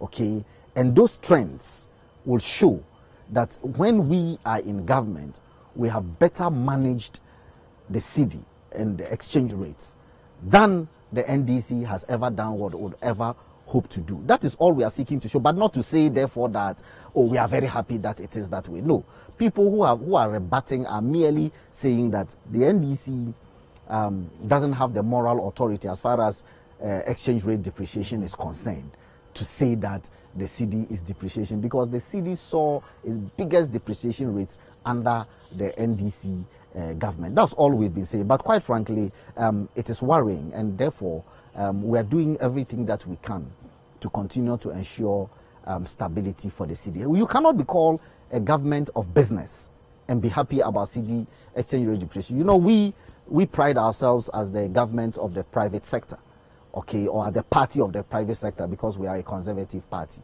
And so therefore we are very concerned about everything that we can do to ensure that people will continue to do their business in peace and dignity. Let's talk about the National Identification Card. It's one project that is key to President Nana Addo Akufo-Addo's vision for the country. Seemed to have had so many false starts. We've seen a bit of stability these days. Are you convinced that you'll be able to see this project through? Very well, very well. Yes, it has had false starts. I must agree with you that there have been series of false starts. But ever since the rollout began, you know, it's been going on well. As you know, they've done the seat of government, the legislature. My understanding is that this week they are doing for certain royal households and palaces like Menchia and the rest of them. There's an elaborate timetable that would allow them to begin the regions and move from region to region and so on. So where we are now, quite frankly, I believe that we are now on course to roll out the full timetable and to ensure that there are no more hitches, and that perhaps 1 year from now, which is the calendar time for this rollout, that every Ghanaian perhaps will have a Ghana card. At least for the Ghana card, we can show a card, one district, one factory. All we get are words. Are you going to be able to do this? The questions keep coming. They are not words. I mean, recently the Minister for Trade was in Parliament to answer that question. And I believe he answered to the effect that because this is a public-private partnership project, it's not a project that is entirely in the hands of government. Okay, people bring their business ideas, we examine them, we evaluate them. When we believe that those projects are viable, we refer them to the funding sources or agencies. And indeed, we have a number of financial institutions that are on board the program. The Exim Bank, UMB, I think EcoBank is on, I think GCB is also on. And then we refer them to these funding sources, and then they put the money behind these projects that then allow the factories to be put up and so on. And so it's a project that is going to take time to come into fruition. But I am very confident that by the time we go to the next election, which is the period where we have to go back to the people to show, I mean literally, our record card, okay?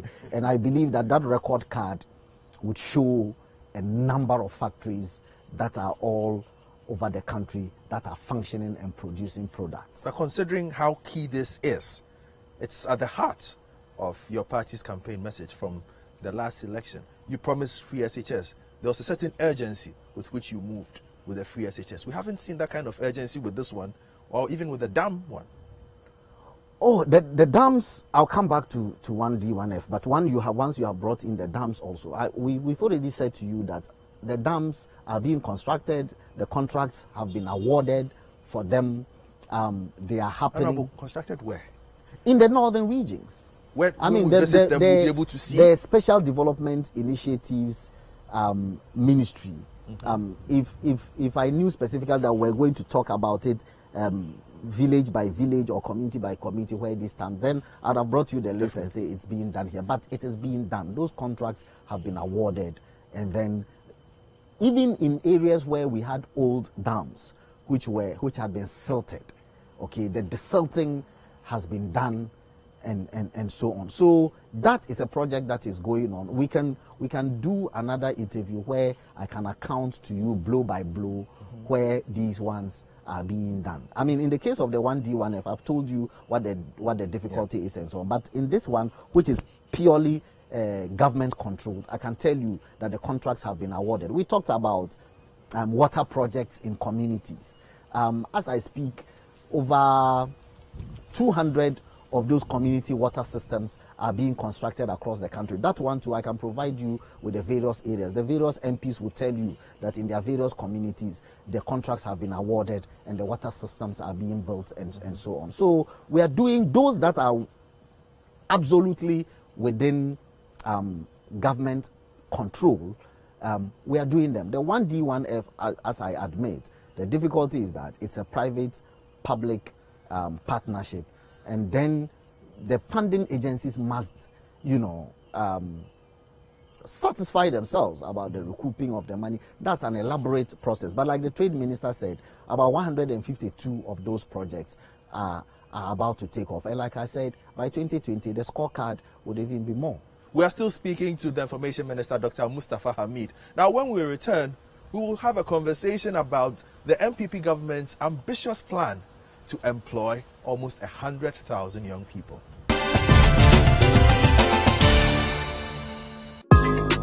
Every Thursday night on Citi TV, you're welcome to join women from different backgrounds and opinions as they weigh in on your relationship issues. Watch Sister Sister as the ladies get real with issues about love, marriage, betrayal, sex, dating, trust, finances, and more. Sometimes some of the guys are like, oh no, they want to wait before they get married. So there are little questions like, oh, I'm saying, hold on, ladies. What if she does all the kiss and all of that? And do nothing. That's it. If he really wants you like that. So it's like, oh. Join Jessica and her sisters for Citi TV's all-women talk show, Sister Sister, every Thursday at 7 p.m. Also, live on 97.3 Citi FM.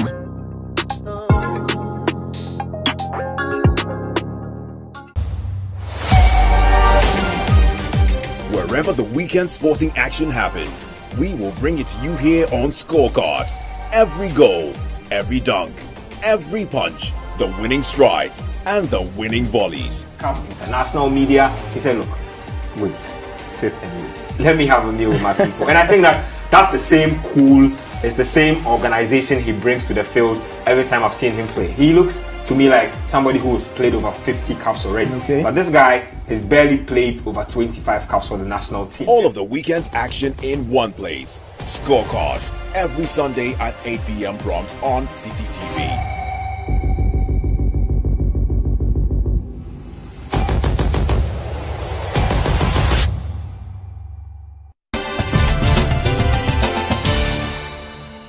Welcome back to Face to Face. Now, Dr. Hamid, how is NABCO doing? Well, right now we are doing the interviews that would allow us to employ the 100,000 people. Quite frankly, we're overwhelmed by the numbers. Really? Yeah, you know, we said that it was a program that we aimed to recruit 1,000 graduates, I mean diploma and degree holders. We got something close to 150,000 applications. Really? So, yeah. So almost 150,000 applications. That's huge. And so far, we've been conducting interviews across the districts. That would allow us to prune the number to the 100,000, which is what the budget that Parliament approved for this year. So, like you already know, there are various models that come under the program. Many of the graduates are very enthusiastic.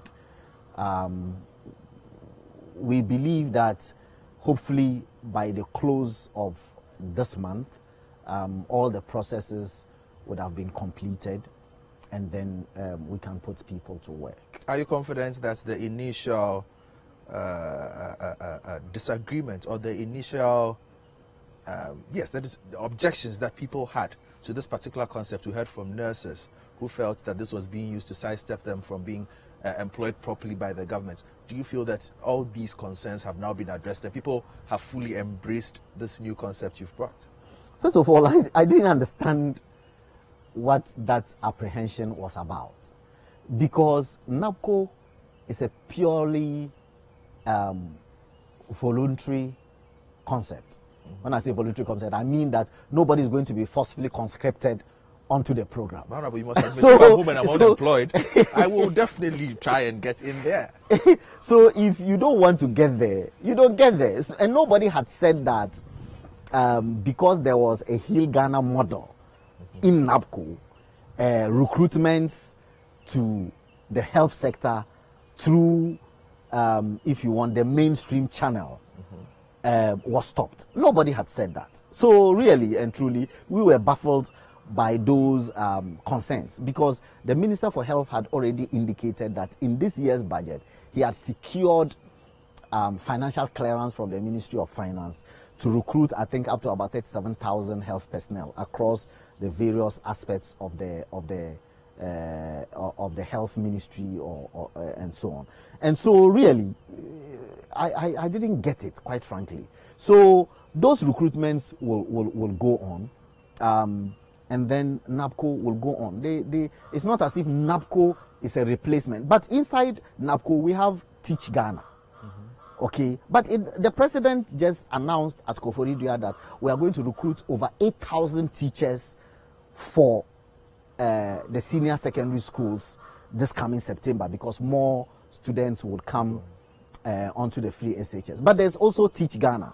Okay, so it doesn't really mean that NABCO is NABCO is a temporal measure. It's a 3-year, if you want, stopgap strategy, you know, to absorb young people, give them a 3-year opportunity to upgrade their skills and so on, and then thereby move on to more permanent employment and so on. So I don't see how anybody can misconstrue that to mean that it permanently replaces traditional forms of employment. So everybody should be rest assured that by next month or so, we will have people being assigned, and we'll be naming people who have passed through the NABCO phase. Yes, who would be employed or engaged to work, you know, under the NABCO scheme. Well, under your ministry as well, like a couple of other institutions, perhaps people don't know. Ghana Broadcasting Corporation is under you. Information Services Department is under you. Forgive me if I forget any other institution that is under you. But let's talk about GBC. Some say it's a colonial relic, needs to be broken down and built again. We've not heard you talk about GBC since you came into office. Well, I've talked about GBC a couple of times. GBC has been in the news in the past a couple of times.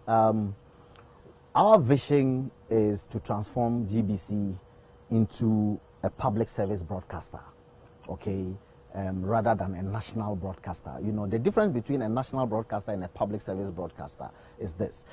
a national service broadcaster, which is what it is now, is a broadcaster which takes government subvention. Okay, right now government pays the salaries and emoluments of all the people who work inside GBC.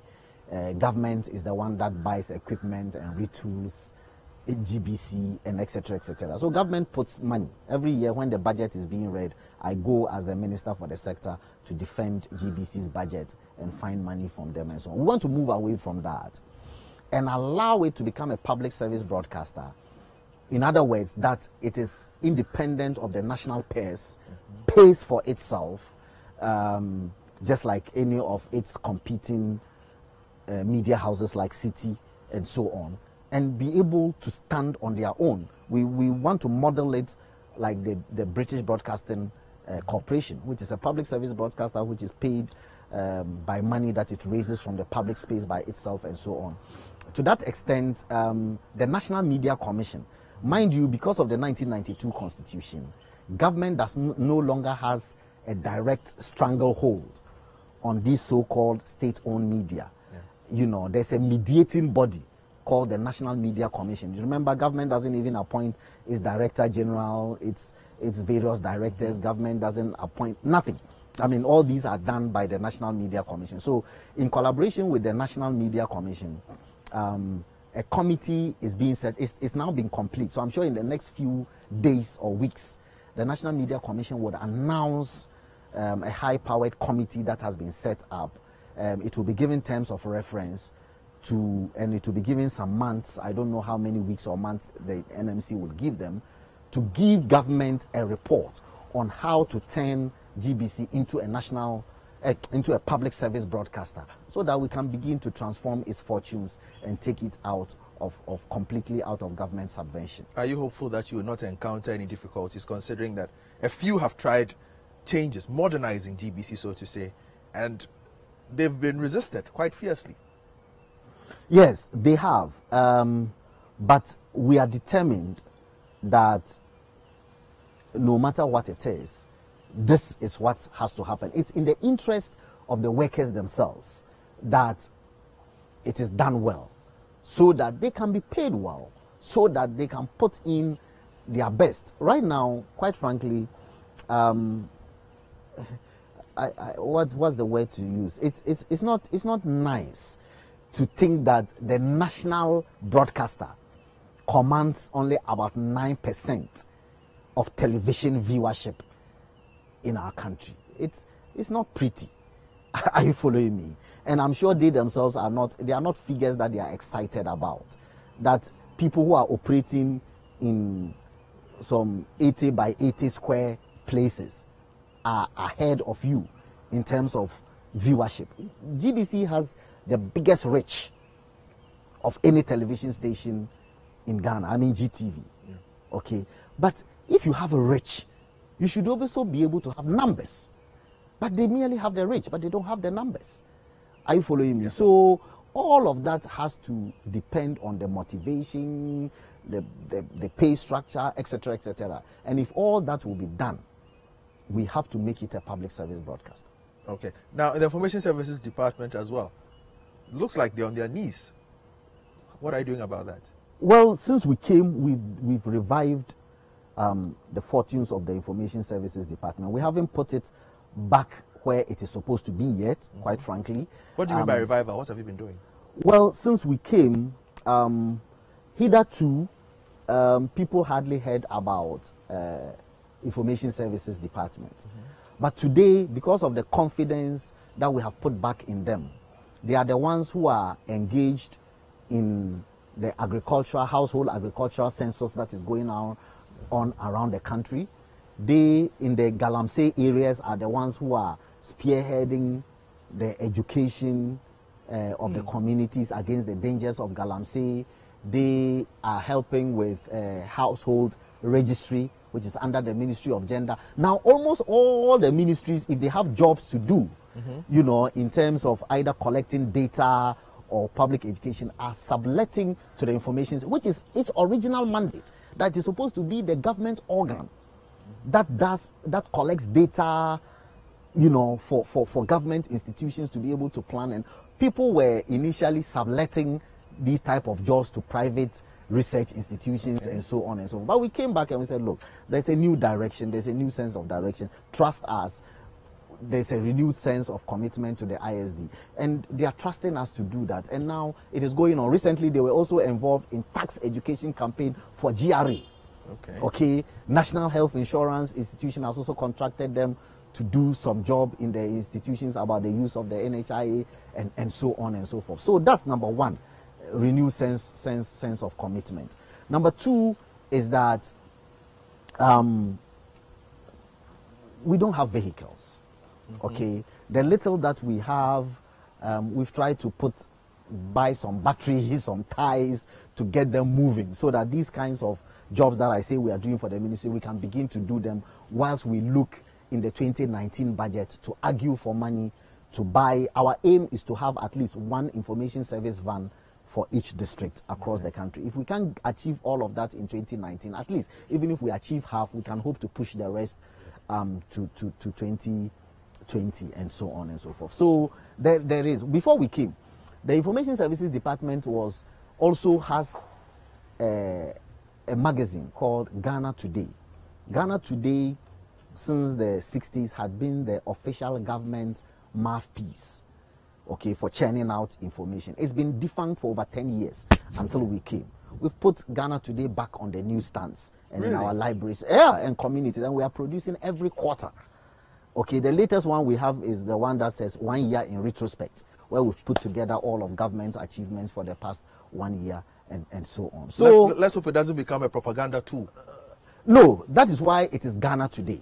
That's why we didn't do, other governments, why it went defunct is that governments prefer to do blue book, green book, and so on. So I could have set up a different entity, a different vehicle for, but I recognize that no, governance is different from, if you want, political party propaganda, and that's why we choose to use the government mouthpiece to do the government work. Perhaps that's the reason it hasn't become propaganda news, and that is why you are saying really. But I'm sure if I had set up the blue book, I'm sure you would have heard about it now.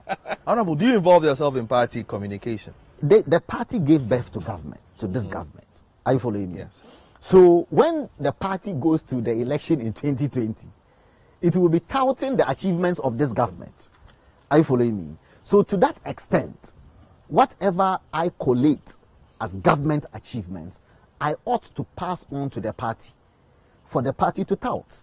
Even though, in another sense, I have the Information Services Department, district information officers, regional information officers. That is why when it comes to budget campaigns, for example, every year we do budget campaigns in our districts and regions where we educate the citizens on that year's budget and what is in the budget and its prospect for citizens. That one is done by Information Services Department. That's why party doesn't get in, because it's a national project. So it's the information minister who has to have a certain sense of discernment that allows him to separate what is party from what is government. Are you following me? And so far, we've managed to do that quite well. Even though whatever I perceive as our achievements, when I compile, I pass it on to the party, and that's what they talk about. And what about correspondence at the presidency as well? There is no clashes? Not at all. Not at all. Okay. Not at all. Now, finally, before we end face-to-face, the president is currently on a tour of the Volta region. What is he expecting to do there? Well, we have a plan, which we started executing from last year, that every year, before the year ends, okay, January to December of every year, the president would have toured all 10 regions of Ghana. Last year, we did it for all 10 regions. This year, I think we have we've done Western, we've done Brown Ahafo, and this is Volta. So before the end of the year, we would have also toured all 10. I think next week or so, we'll be going to the northern regions and so on. So it's just a program that we have that would allow the president to be in touch with everybody across the country, to hear people, what they think about his governance and so on, rather than for him to be, as somebody would say, cocooned in Accra, and be oblivious to what happens across the country. So it's a scheduled program of movement across the country. It has nothing to do with campaigning? No, it's not campaigning. I mean, that's what it has to be. You can't wait till 2020 to come to the people. The people are going to say, we vote for you for president, you go and sit in Accra, and then 2020 before you are coming to us. So as part of his governance process, it's important that he continues that interactive process. So it's nothing to do with campaigning. Every year we are going to do it without apology. Thank you very much, Dr. Mustafa Hamid, Information Minister to the government of Ghana. Well, Information Minister of Ghana, let me put it that way. He spent an hour with us on Face to Face. Thank you very much for coming to Honorable. Thank you very much. And we'll get you another time. God to bless. show us 1D, we 1F. need to do 1D, 1F. We need to do one village, one dam. We will do the details. Thank you. Thank you.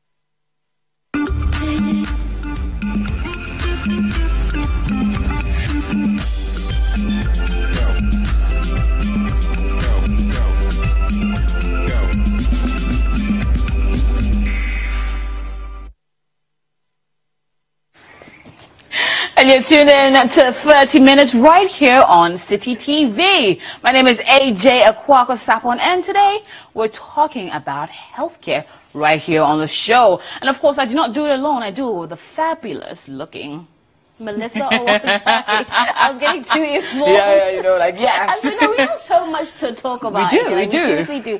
And the Thai kids, the 12 of them, they've all been found. 18 days in the cave, and their coach, their football coach as well.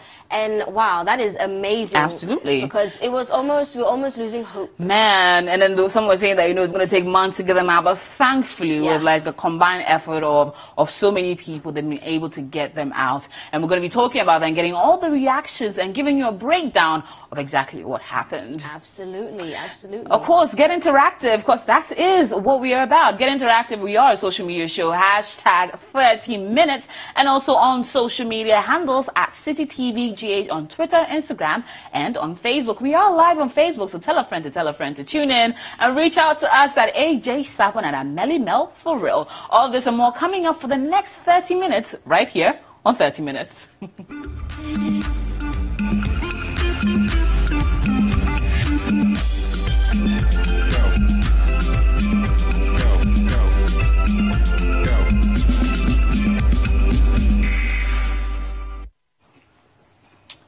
So yes, starting it off with a no-bed syndrome that has come rearing up again. So it started off a few weeks ago when a 70-year-old man died trying to find healthcare, and it led to a long conversation that was not only on the traditional media but also on social media, people sharing their stories, talking about everything else inclusive. Well, it seems with a pronouncement by the GHS that there should be no person turned away, that has been taken literally, because people are now being treated in plastic chairs. Wow. This was put out by a nurse who tried to put it out on Facebook, about this particular incident, and has led everyone to wondering, what's going on?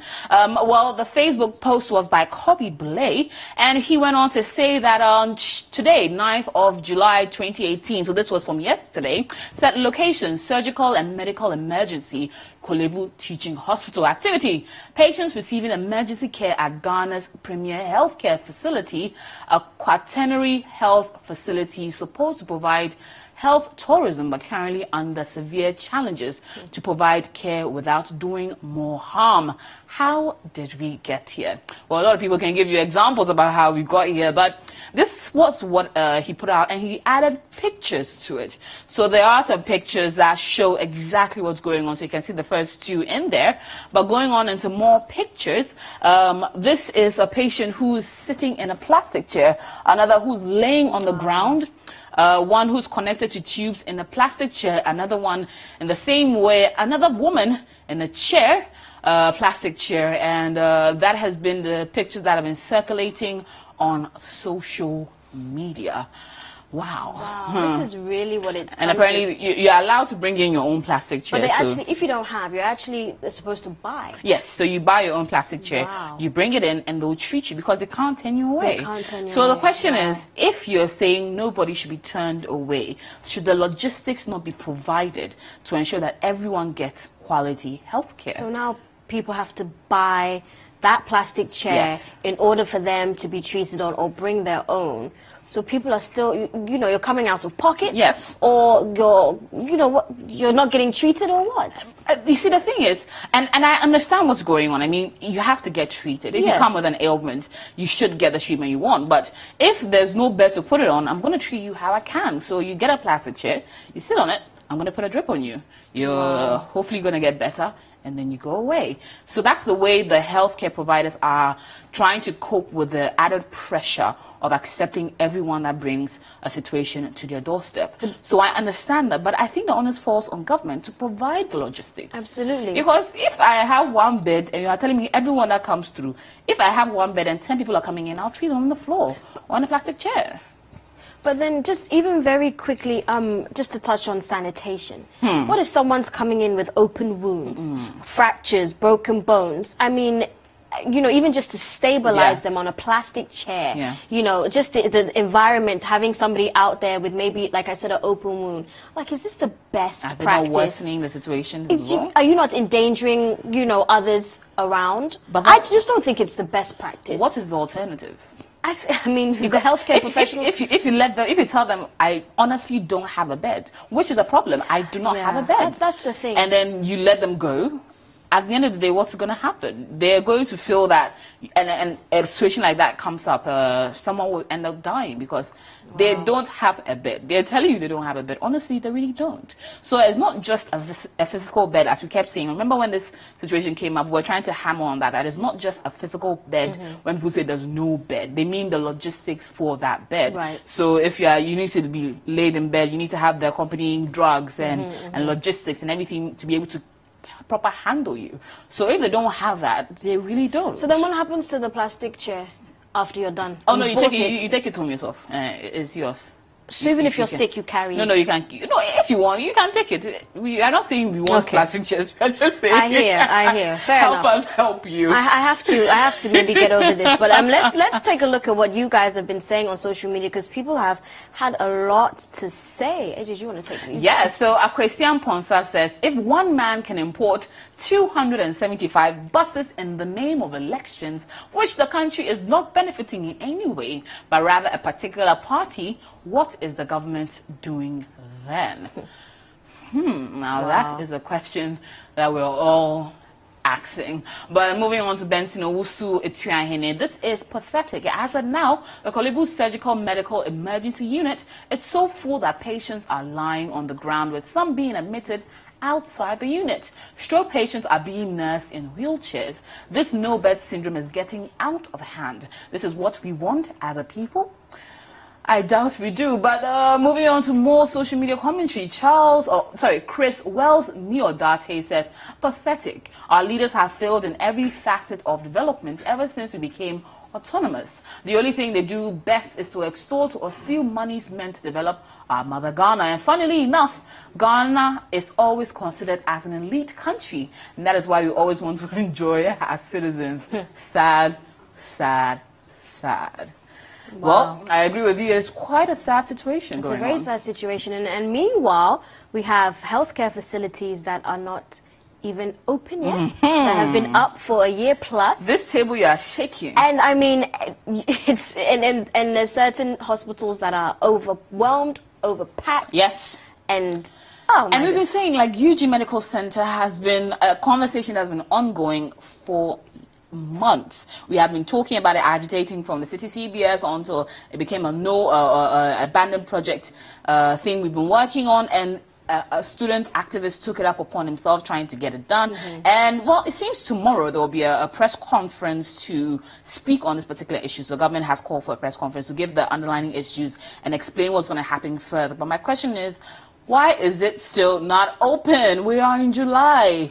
Should we wait till the end of July before it will be open? Like, if the situation is dire on the ground as we're seeing it, and people, like the opening of like something like UGMC would take off a lot of pressure from Kolebu, why is it still not being open? That is the big question, and we talked about that like a month ago. So and we keep talking about it, but going on to more social media commentary. So moving on, guys, in all this, there is a hospital with 670 bed capacity ready to be used that hasn't been commissioned or open yet. I wonder. This conversation. Let's continue on. So from Emma, I think we all need to start living a healthy lifestyle. This is the only way that can help our healthcare system. The government clearly cannot do anything about our health, unfortunately. Let's limit our carbohydrates intake, eat more fruits and vegetables, get more active, lower our intake of alcohol, and sleep well, etc. And I think, you know what, I agree with Emma, but that also comes with education. Yes. Educating our communities. But that's another conversation for another day. So let's move on. Ezekiel, MK, what kind of country cry is this? Buying of new cars when people are not getting beds to sleep on in hospitals? Oh my God, what are they doing about it? And Ezekiel, this is the question that so many of us have on our lips today and any other day actually. So from Gabriel Binder, when they say no bed, you will complain. When the minister said they should receive emergency cases on the floor, you held them. Now they're doing it and you are complaining. Interesting. Okay, let's move on. Fair point. And so we have from Kwabena Raphael. They join the next flight to hospitals abroad, and so they don't care a fig about our healthcare system. Our domestic healthcare can be revamped to meet international standard, yet we have a health minister who endorses VA vehicles over ambulances. This is negligence on a grand scale. And I think, you know what, AJ, if I may say, this conversation about ministers and government officials sending their kids, going overseas for healthcare, or sending their kids overseas for healthcare will always come up. It will always come up. But that can't be our focus. And the one thing that I can't help but always remind anyone who thinks they have the means for it is, before you will get onto that tarmac to fly out to get that health care, you may be dead. Wow. Because if there's no emergency system to stabilize you, to get you into that V8 that you drive into Kotoka, to get on a charter flight, a private jet, or even a commercial flight, to get there, you could be dead. Wow. So if you're not ensuring that the emergency healthcare is strengthened and you don't have quality healthcare for your own self, you may end up dying before you get into that country, wherever it is, and then get the healthcare you're hoping for. Unfortunate. Hopefully it doesn't get to that. At the end of the day, like, it needs to be strengthened, not only for me or for you, but also for them and their own families. So it should be a general conversation we should be having across all boards, because if one of our premium healthcare centers is so overstressed and overworked, and everyone is having to lie on the ground, or people are having to lie on the ground to get healthcare, that is an issue that needs to be really investigated. Absolutely, and more people are talking about this, and let's look at some more social media commentary, because you guys a lot of you are not happy at all. So we have from Mr. Ado, what we need is communication among the hospitals and not overburdening of Kolebu. And you just spoke about a conversation across the board, so absolutely. Let's continue on to some more social media commentary. Richmond Johnson, our leaders do not care about us, but rather care for themselves and their family. But it's futile to say the British were far better than us, because you and I were not there. Yeah, let's not do this whole grass is greener on the other side. Because people are even struggling with free NHS. Yes. So let's focus on what we have here to make it better. Wow, AJ, this has gotten people heated. I'm even feeling some way. I live in fear. I don't want to have an emergency case because I'm not sure what's going to happen next or how I'm going to get treated, because regardless of what happens, when a country with 55 ambulances, 55, the entire country, so one ambulance about 500,000 people, that is the situation. If you're hoping that you're even going to be moved from, maybe it happens to you at Navrongo maybe, or Unzlenzu, you have an issue there, and you're hoping that you'll be brought to the first class hospital. There's nothing that's going to happen in between that time. So, yeah. Wow. AJ. So 55 ambulances and 275 buses were bought, and then people are now having to be treated in plastic chairs. This is definitely a conversation for this week. Yeah, but we're going to go on to the Skype line very shortly and speak to someone who is quite vocal about this particular situation and wants to give his thoughts on that. And I believe he's on the line now. So Eko is on the line and we'll be speaking to him very shortly. Hi, Eko. Thank you so much for joining us on 30 Minutes. Thank you, Jessica. I may sound like Jessica, but it's AJ here. AJ, sorry. But Eko, let me get your thoughts on this no-bed situation. That now I think it's moved from no-bed syndrome to now plastic chair syndrome, because now that's the next thing. What has been your opinion on this particular trending issue? Well, I think moving from the no-bed syndrome to where we are currently, we can't really blame the health professionals for wanting to treat patients who really need healthcare in the chairs. Well, there are no beds, and we've put in a lot of pressure on the health professionals for sending people away from their hospitals. At the current stage where there are no beds, when they decide to still drive people away from the hospitals, the kind of backlash that they will have in the media and especially on the social media, Currently, I don't think government will be as really interested in getting us a lot of beds in our hospital. It's become more like we are overflogging the issue of where you really don't think government is very interested or prioritizing giving us beds?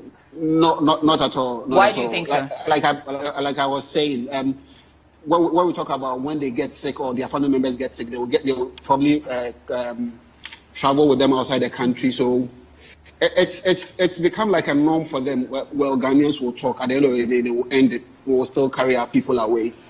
For me, I don't think government is really interested in the general healthcare of Ghanaians. That's what I think. Yeah. So what do you see as a possible solution to this particular issue? Well, the solution, like in the interim, what most health professionals shared on social media yesterday, the situation at Kolebu yesterday, where patients were being treated in chairs and all, that might be a solution in the interim. But we should also look at the kind of infections even people will end up getting away from the hospitals again when they are being treated on the floors and all. For now, I don't know, maybe we need to have some individuals and donor agencies deciding that they will get us the beds in the major hospitals to be able to attend to these health cases and all. But like I said, for me as a person, I've given up on government ever wanting to do anything strategic when it comes to healthcare. Okay, but Eko, if I may cut in quickly, when the whole situation of no-bed syndrome came up, we were all agitating that, especially when the 70-year-old the gentleman Anthony died because he was going around over 7 different institutions looking for healthcare. We all agitated that nobody should be turned away. However, after Dr. Anthony Nsiasare put in the should I say, the ultimatum that no hospital or no healthcare institution should turn away any patient, they've now had to make a do with plastic chairs. Isn't that basically what we're looking for? Weren't we hoping that they will not turn anyone away? So is this plastic chair situation not at least a good measure by the healthcare providers to bridge this gap? How many people will be able to be treated in the plastic chairs? If the person has a fracture at the back, how will the person be able to be put in a plastic chair to be attended to? Like I'm saying, using the plastic chairs, it's just for the interim measure. The long-term measure is what we are looking at. Is government really interested in getting us enough beds? We have a lot of... It's frustrating, AJ, to talk about hospitals that have been completed that are not operational. Yeah. Yes, we will talk about it, but are they ready? We look like we have about 10 or 15, between 10 to 12 days for the. Yes. So for me, I don't think it's the chairs are. It might be in the interim. It won't help. It won't get anywhere. Like I was saying, people will end up going home with other infections because how clean are the floors? How clean are the beds they are even going to sit in? The hospitals will end up turning people away, but this is the time we should also be solidarity with the healthcare profession, the doctors and the nurses. They are really doing their very best, I think. I absolutely agree. Thank you so much for joining us, Elijah Ata-Edu, or Ado, I believe, Elijah Ata-Edu, who has joined us on Skype, giving his thoughts about this particular issue of no bed turn plastic chair syndrome. Now, going on to what the woman we spoke to yesterday. So yesterday, of course, we made some great social media impact, speaking to someone who had done so via her Facebook channel, a nurse who was speaking on a Get You Youngster. Well, she also spoke on the no bed syndrome as well. If you go through my wall, you would see that I've made a post about like nurses being bashed all the time. It's unfortunate. It shouldn't be so, because we really try hard. If you come to the ward, some of us really do try hard, very just for the patients to be okay. But when it so happens that, and then there are people that actually, it's not the patient that they are angry at. Maybe they have their own stress at home, everywhere, and then they bring it to work. So I would advise that if you have those stresses and you see a doctor, then you make sure you are fine before you come to work. Other than that, always you are going to be angry. I wouldn't be a nurse who would just go and peep and say, oh, 70-year-old, there's no bed. No. At least, just like we were told that they checked the sugar and the BP later on. I think it should have been the first thing they could have done. At least to get the basic vitals, and then we'll take it from there. Alrighty, so that was Gertrude Youngson speaking on the no bed issue. But someone may be attributing the blame to their doorstep. So, at a former, I'm not sure if he's former or still current PRO of the health service, Robert Kujo, decided to say, you know what, he's been talking, but they just don't hear him. Since you heard of these things, what one action have you taken? What one statement have you issued? Well, we've been issuing statements, even this... on the specific issue of... This very one? Of no bed syndrome. Since you are saying that you've heard this before. Well, we keep talking. You keep talking? That is not how we can do. We keep talking, and whoever is found culpable is punished. You are the appointing authority. You determine salaries of people. You have the power of the state vested in you as the Ministry of Health. Yes. You are telling me that you've noticed a bad attitude as a trend, killing our patients. This is not the first time you are hearing of no bed, and you are shocked that this person could go through this, and you are telling me that you keep talking. So your response as a ministry is talking. If somebody has a bad attitude encompasses a host of things. It's a behavioral matter. So all that you can continue doing, we go for meetings, we hold staff their best. It means you are a poor supervisor. That is not the case at all. Supervision means what? The ministry has various levels of healthcare, from CHIP compound. We have the health centers, we have these hospitals, we have regional, and we have the tertiary hospital. Let me show you.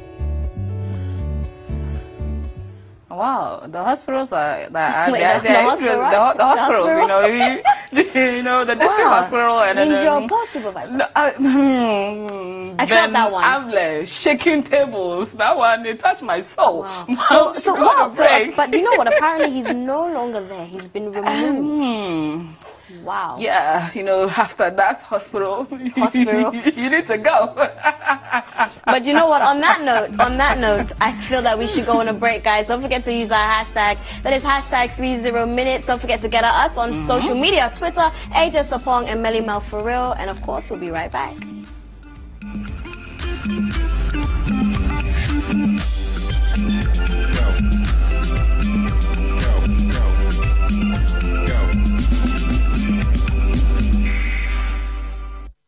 The tuned to the Breakfast Daily on Citi TV. Stoneboy says so. Keep it locked. Don't log off.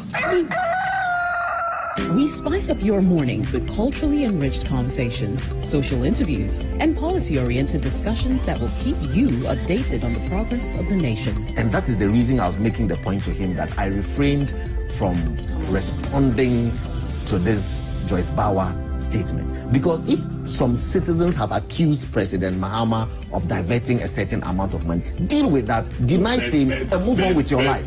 Join the Breakfast Daily team Monday through Fridays from 7:30 a.m. to 10. Let your voice be heard with the hashtag Breakfast Daily.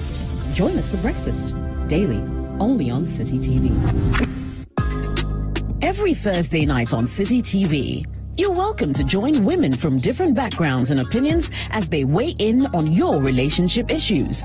Watch Sister Sister as the ladies get real with issues about love, marriage, betrayal, sex, dating, trust, finances, and more. Sometimes some of the guys are like, oh no, they want to wait before they get married. So there are little questions. Oh, I'm saying, hold on, lady. What